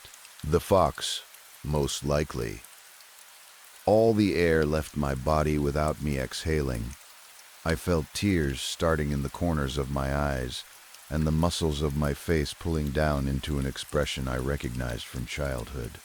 The face you make when you are trying as hard as you can not to cry after something terrible has happened. I wanted desperately to convince myself I was looking at something abstract, something that was not what it was. I turned to Noah. He had gone completely white. He whispered that we needed to leave, swallowing back whatever was rising in his throat, and I was already moving. I vaulted the conveyor belt and ran for the break room door, my feet finding every piece of debris on the floor, my breathing coming in uneven pulls, tears already running down my face and flying off into my scarf. I was almost to the door when my flashlight found the feet. They were dangling just above the top of the door frame, bare, pale, with purple veins at the ankles, toes pointed down the way they point when the body is hung, rather than standing. I watched them drop in what felt like a full minute, but was probably 2 seconds, and the rest of the form came down with them onto the same level I was standing on. It had no clothes. The skin had the same waxen quality as the half-head on the floor behind me, cold and pale and wrong in its texture. The body was deeply uneven in a way that anatomy does not produce naturally. One thigh significantly thinner than the other, the forearms mismatched in the same way, the abdomen hollowed in irregular patches, as if sections of fat and tissue had been selectively removed, and the skin above those sections had been left to hang loose, deflated stretch marks running across the slack. My eyes moved upward along its form and found that the top half of the head was missing. Where the skull should have been above the lower jaw, there was instead a collection of thin, upward-pointing projections, greasy and hair-like, emerging from the exposed throat and pointing upward in a configuration that looked less like biology and more like something growing through the vacancy that had been left behind. I tried to scream and found that my body had closed off that option. Noah was behind me, and I heard him exhale shakily. The form took steps toward us, uneven and bounding, propelled by the forward lean of its own weight, and that was when both Noah and I managed to produce sound, something that came from a register I had not accessed before, a prey sound, instinctive and loud and completely without effect. The thing stopped. Then it began to convulse, the shaking starting at the abdomen and traveling upward in waves, passing through each arm in sequence. In the one-way mirror, I could see both of our faces, and what I saw there, I will not describe in detail. When the convulsing stopped, the projections began to retract, pulling back into the throat the way a drawn bowstring is released, and then the body ejected something. I have no better description for it than a basketball-sized mass of matted hair, the kind that comes out of a badly clogged drain, wet and dense and moving. The body it had been animating dropped backwards and hit the floor with a sound that I can still hear if I think about it for too long. The mass launched itself past me. It was going for Noah. One of its tendrils caught my arm on the way past, opening a gash through every layer I was wearing. and the freezing temperature turned the pain into something immediate and specific, like being pinched in a cold room, but deeper and longer. My arm went numb almost immediately. Noah was screaming. I turned in what felt like slow motion and saw the mass on his chest, its appendages moving like a spider's legs, each one tearing through his clothing and leaving spreading dark stains in the fabric beneath. I reached for the fold-out knife in my coat pocket. The mittens made it impossible to get my thumbnail under the notch to open the blade, and my hands were shaking badly enough that fine motor control was not available to me in any meaningful way, and Noah was still screaming, and the thing was working its way up toward his throat, and I understood in that moment, with a clarity that has never left me, that there was nothing I was going to be able to do. I threw the folded knife at him because it was the only thing I had left to offer. I told him I was sorry. I said it more than once. I said it while turning back toward the break room door because there was nothing else I could do, and staying was only going to mean that whatever happened to Noah happened to me next. In the one-way mirror, as I moved, I caught the last of it. The mass finding Noah's open mouth, the tendrils doing what they did to open it wider, his screaming going muffled and then stopping entirely, his body remaining upright as the thing settled into him. I ran through the break room and out into the yard and through the gate and all the way back to Noah's house without stopping once. My adrenaline providing a stamina I had never had access to before and have not found since. Every time I looked behind me, there was only the yellow streetlight on empty asphalt. In Noah's kitchen, I examined the gash on my arm. The edges of the wound were threaded with small, thin hairs that felt like fiberglass when I touched them, and the smell coming from it was organic and deeply wrong, the smell of something that had been living inside something else. I opened the vodka with my teeth and poured it over the wound, and kept pouring until I had emptied most of the bottle, the burning replacing the numbness in waves. Then I called 911 and told them through sobs that my friend was dead, and gave them the location.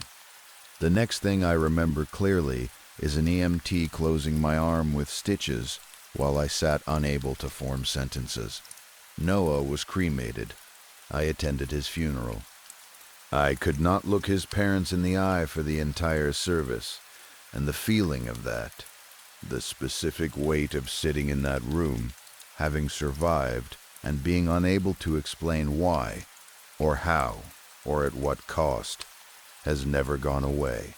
I have run into his parents over the years in that way that small Midwestern cities make inevitable, and his father's eyes, which I remember as being dark and clear, have not been fully white since. The color that grief leaves in people's eyes is its own specific and permanent thing. I still drive past the grain elevator sometimes. Every time I do, I feel the specific pull of needing to know, needing to confirm that whatever is in there has not come out, that it is still contained in the dark and the cold and the smell of decay where I left it. I have never stopped to check. I am not sure I could survive knowing either way. What I live with every day is the knowledge that I hesitated, that I stood there with a folded knife in my mittened hand, and understood I could not open it in time, and made a choice to preserve my own life instead of spending it on the vanishing chance. That throwing myself at something I had no framework for would have made any difference to what happened to Noah. I have rebuilt that moment thousands of times in the intervening 20 years, handing myself different choices, different outcomes, different endings, where the knife opens cleanly and the thing retreats, and Noah and I run back to his house and drink what remains of the vodka and never speak of it to anyone. None of those versions are real, The real version is the one where his screams went muffled and I was already running. And I have had to find a way to carry that for 20 years without putting it down, because there is nowhere to put it. He was my best friend. He still is. That is how it works with the people you lose young and suddenly, and without any of the preparation that older losses sometimes allow. They stay exactly as they were in the last moment you had them, and you carry them forward through all the years they do not get to have, and they never get any older, and neither, in the part of yourself that holds them, do you. Story 7. It wasn't that my parents were terrible people. I would think carefully before using the word abusive in the clinical sense, turning it over and checking it from different angles, because it carries a weight and a specificity that I'm not entirely sure applies. What I can say without hesitation is that I did not have what anyone would reasonably call a happy childhood, and that the shape of my early life was determined largely by two people who were present in the legal and technical sense, while being absent in every way that actually mattered to a child. My father worked for the state roadworks department, which meant long hours and a body that came home tired in the deep structural way. Not just physically exhausted, but worn down to something less than what he had started as. He only hit me a handful of times outside of the occasional spanking, which I suppose counts in his favor by some accounting, but his preferred mode was simply to not acknowledge that I existed when he was home. His evening routine was the lazy boy, the television, a succession of beers, and the quiet, methodical work of forgetting that he had once wanted things for himself that had not materialized.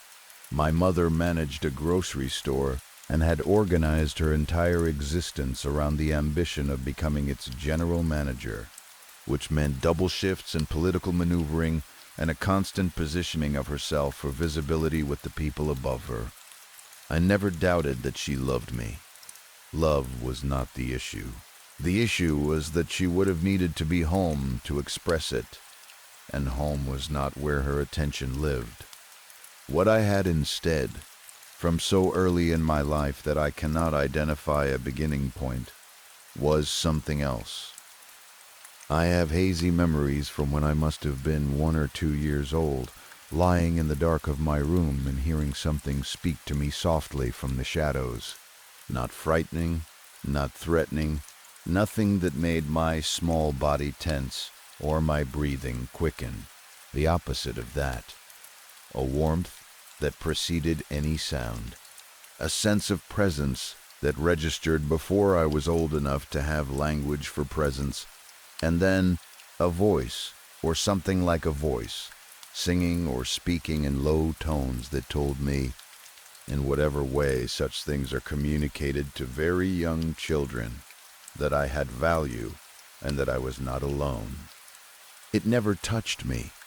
In all the years it was part of my life, it never once made physical contact, but its presence was itself a kind of contact, the way the presence of another person in a dark room is its own form of company, even without words or touch.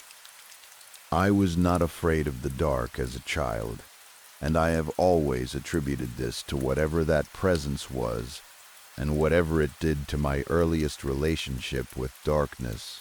I was sometimes afraid of the lumpy shapes that the dark made of ordinary objects, the pile of unwashed clothes that became a crouching figure, the stacked dishes that grew arms, the bags of trash moldering in the corners of my small room that turned into things I couldn't name after the lights went out.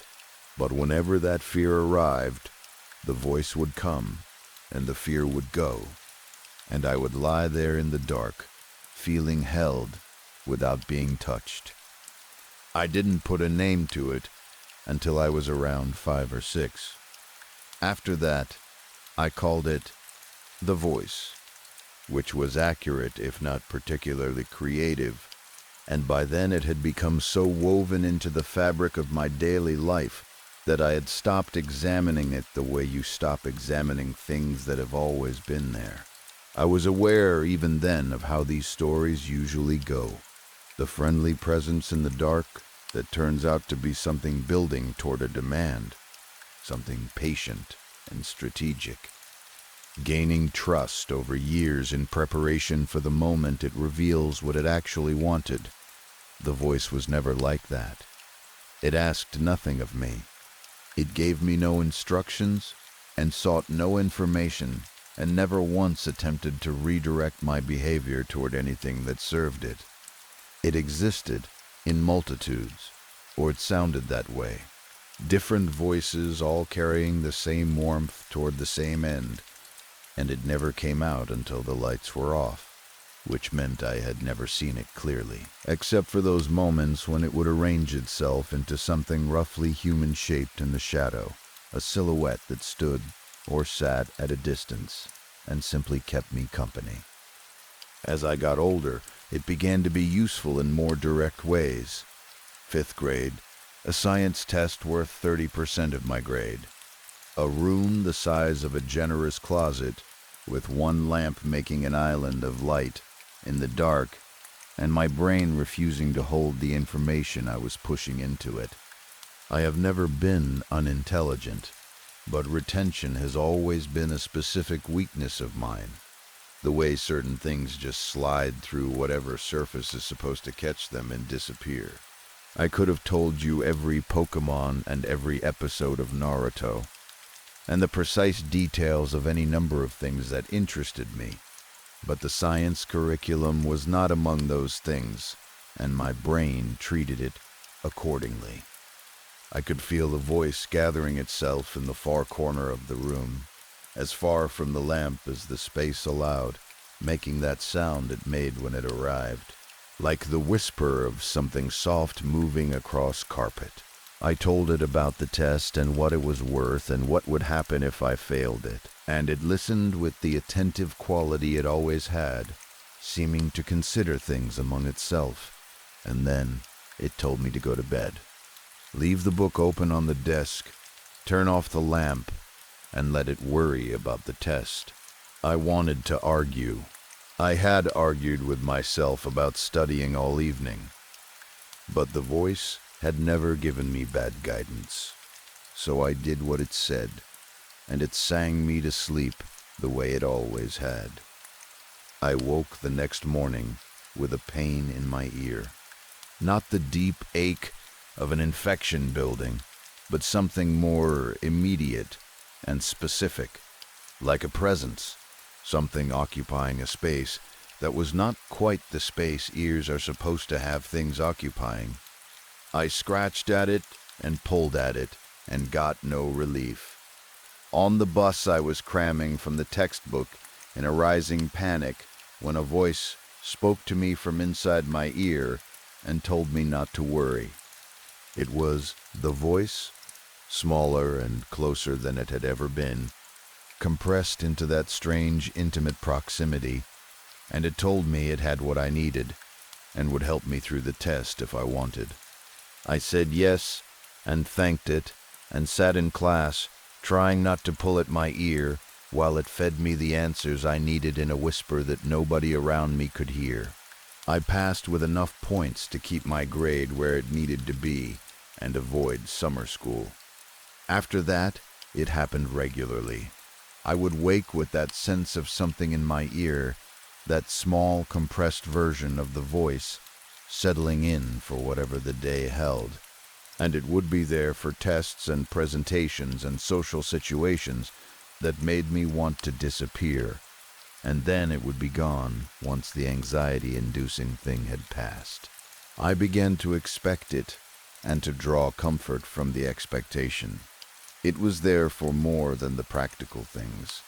When my mother missed my birthday working a double shift she had scheduled without checking the date, the voice told me I deserved better than what I was receiving. When my father, in one of his worst moments, told me he wished I had never been born, the voice told me that there were those who cared whether I existed. when my parents would both be gone for days, and I would be alone in the house, navigating the clutter and the dark and the particular silence of a place where no one is looking after you. The voice would sing me to sleep. It did this until I was almost 18 years old. The night my father died was the night I left. I had a job by then, fast food and cleaning, the kind of work that pays just well enough to make it worth doing, and leaves you smelling of the work for hours afterward. I was splitting my time between shifts and school and what little sleep I could manage, which left almost nothing for anything else. There were no friends coming to the house. Anyone who knew me knew what the inside of my parents' house looked like, and nobody wanted to navigate that to visit someone who was barely home anyway.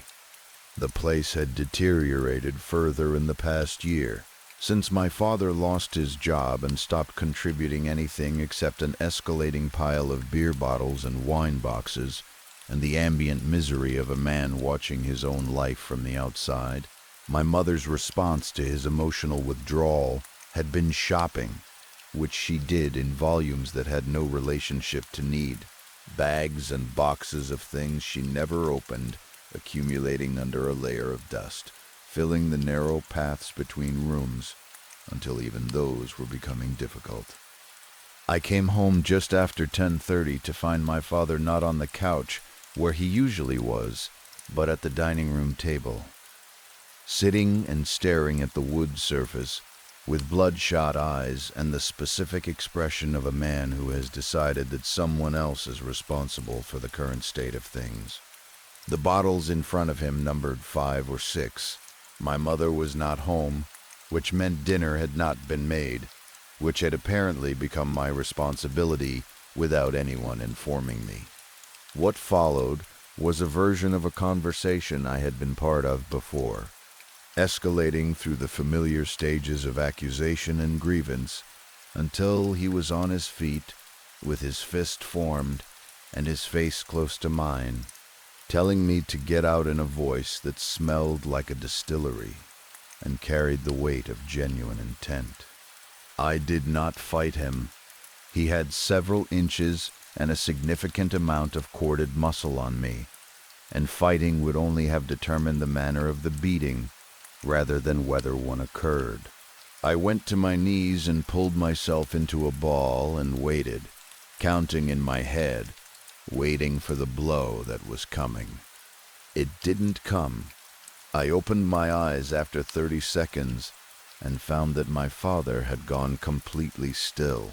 He was standing in the shadow between the dining room and the living room, and his raised hand was not coming down. He was staring at it with an expression that was no longer anger, but something more like confusion, because his hand was not responding to whatever he was telling it to do. There was a darkness around it that was different from the surrounding dark, something with a quality of movement, the way oil moves on water, slow and surface deep and iridescent in a way that darkness should not be. As I watched, careful to stay very still, the darkness thickened and wrapped around him and pulled him. This large and physically imposing man, who had frightened me my entire life, backward into the dark kitchen. He began to scream, and the screaming had the quality of someone who cannot understand what is happening to them, which I found I did not feel sorry for in any particular way. I stayed on the floor for a while. The rational part of my mind understood that this was the voice, that whatever this was had protected me for 17 years and had never done anything to harm me.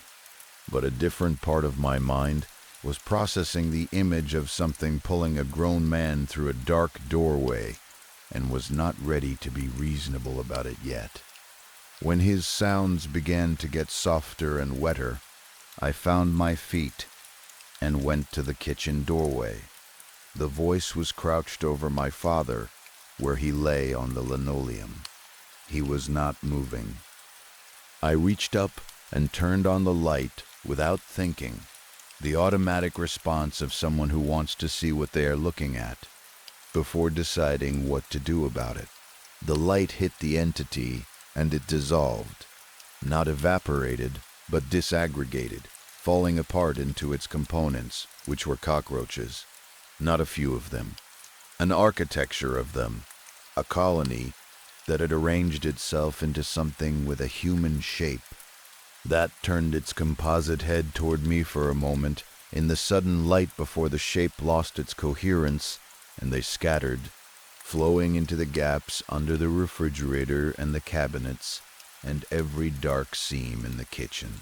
They poured out of my father as they went, out of his mouth and his ears and his nose and the folds of his clothing, leaving him on the linoleum floor where he had fallen. My name came from many voices at once. The same warmth I had always known, the same genuine care, coming from the dark under the appliances and behind the walls. It called my name a few more times as I backed out of the kitchen, and then again as I went through the front door, and then I was outside and running, and it was gone. I called a coworker from the bus station, someone who was the closest thing I had to a friend, and he let me sleep on his couch for several months. My mother called me to find out what had happened, and I told her he had been like that when I came home. I was not going back to the house, I told her. She heard something in my voice when I said it, I think, because she questioned it but did not push very hard, and I believe she suspected I had seen something without knowing what. I surfed between places until the life insurance came through and she bought somewhere new. And when she invited me to come, she also went to counseling for the shopping. And the new house stayed clear. I still work at the restaurant and still drive past the old house on the way there. I try not to look too long at the windows, but sometimes I think I see a shape in there. The rough, human silhouette I had known since I was too young to have language for it, standing at the glass and looking out toward the road as I pass. I am grateful for what it did for me across the years it was present in my life. I believe that whatever it was, it protected me, that it sang me through a childhood that might otherwise have damaged me beyond what I have managed to recover from. That it whispered answers in my ear so I could stay in school and whispered comfort in the dark so I could sleep when no one else was checking on me. But I think about the shape of them, the cockroaches, making themselves into something that a lonely child would accept as warmth. I think about what they were drawn to and whether it was me or the conditions of my house. All that darkness and neglect and refuse accumulating over years. I think about what they might ask me for if I went back, and I think that whatever debt I might owe them, whatever gratitude is appropriate for 17 years of not being alone, the safest expression of it is to keep driving, to keep my eyes on the road ahead, and to let them have the dark of the old house without me in it. Whatever they wanted, they can wait. I will not be going back to find out.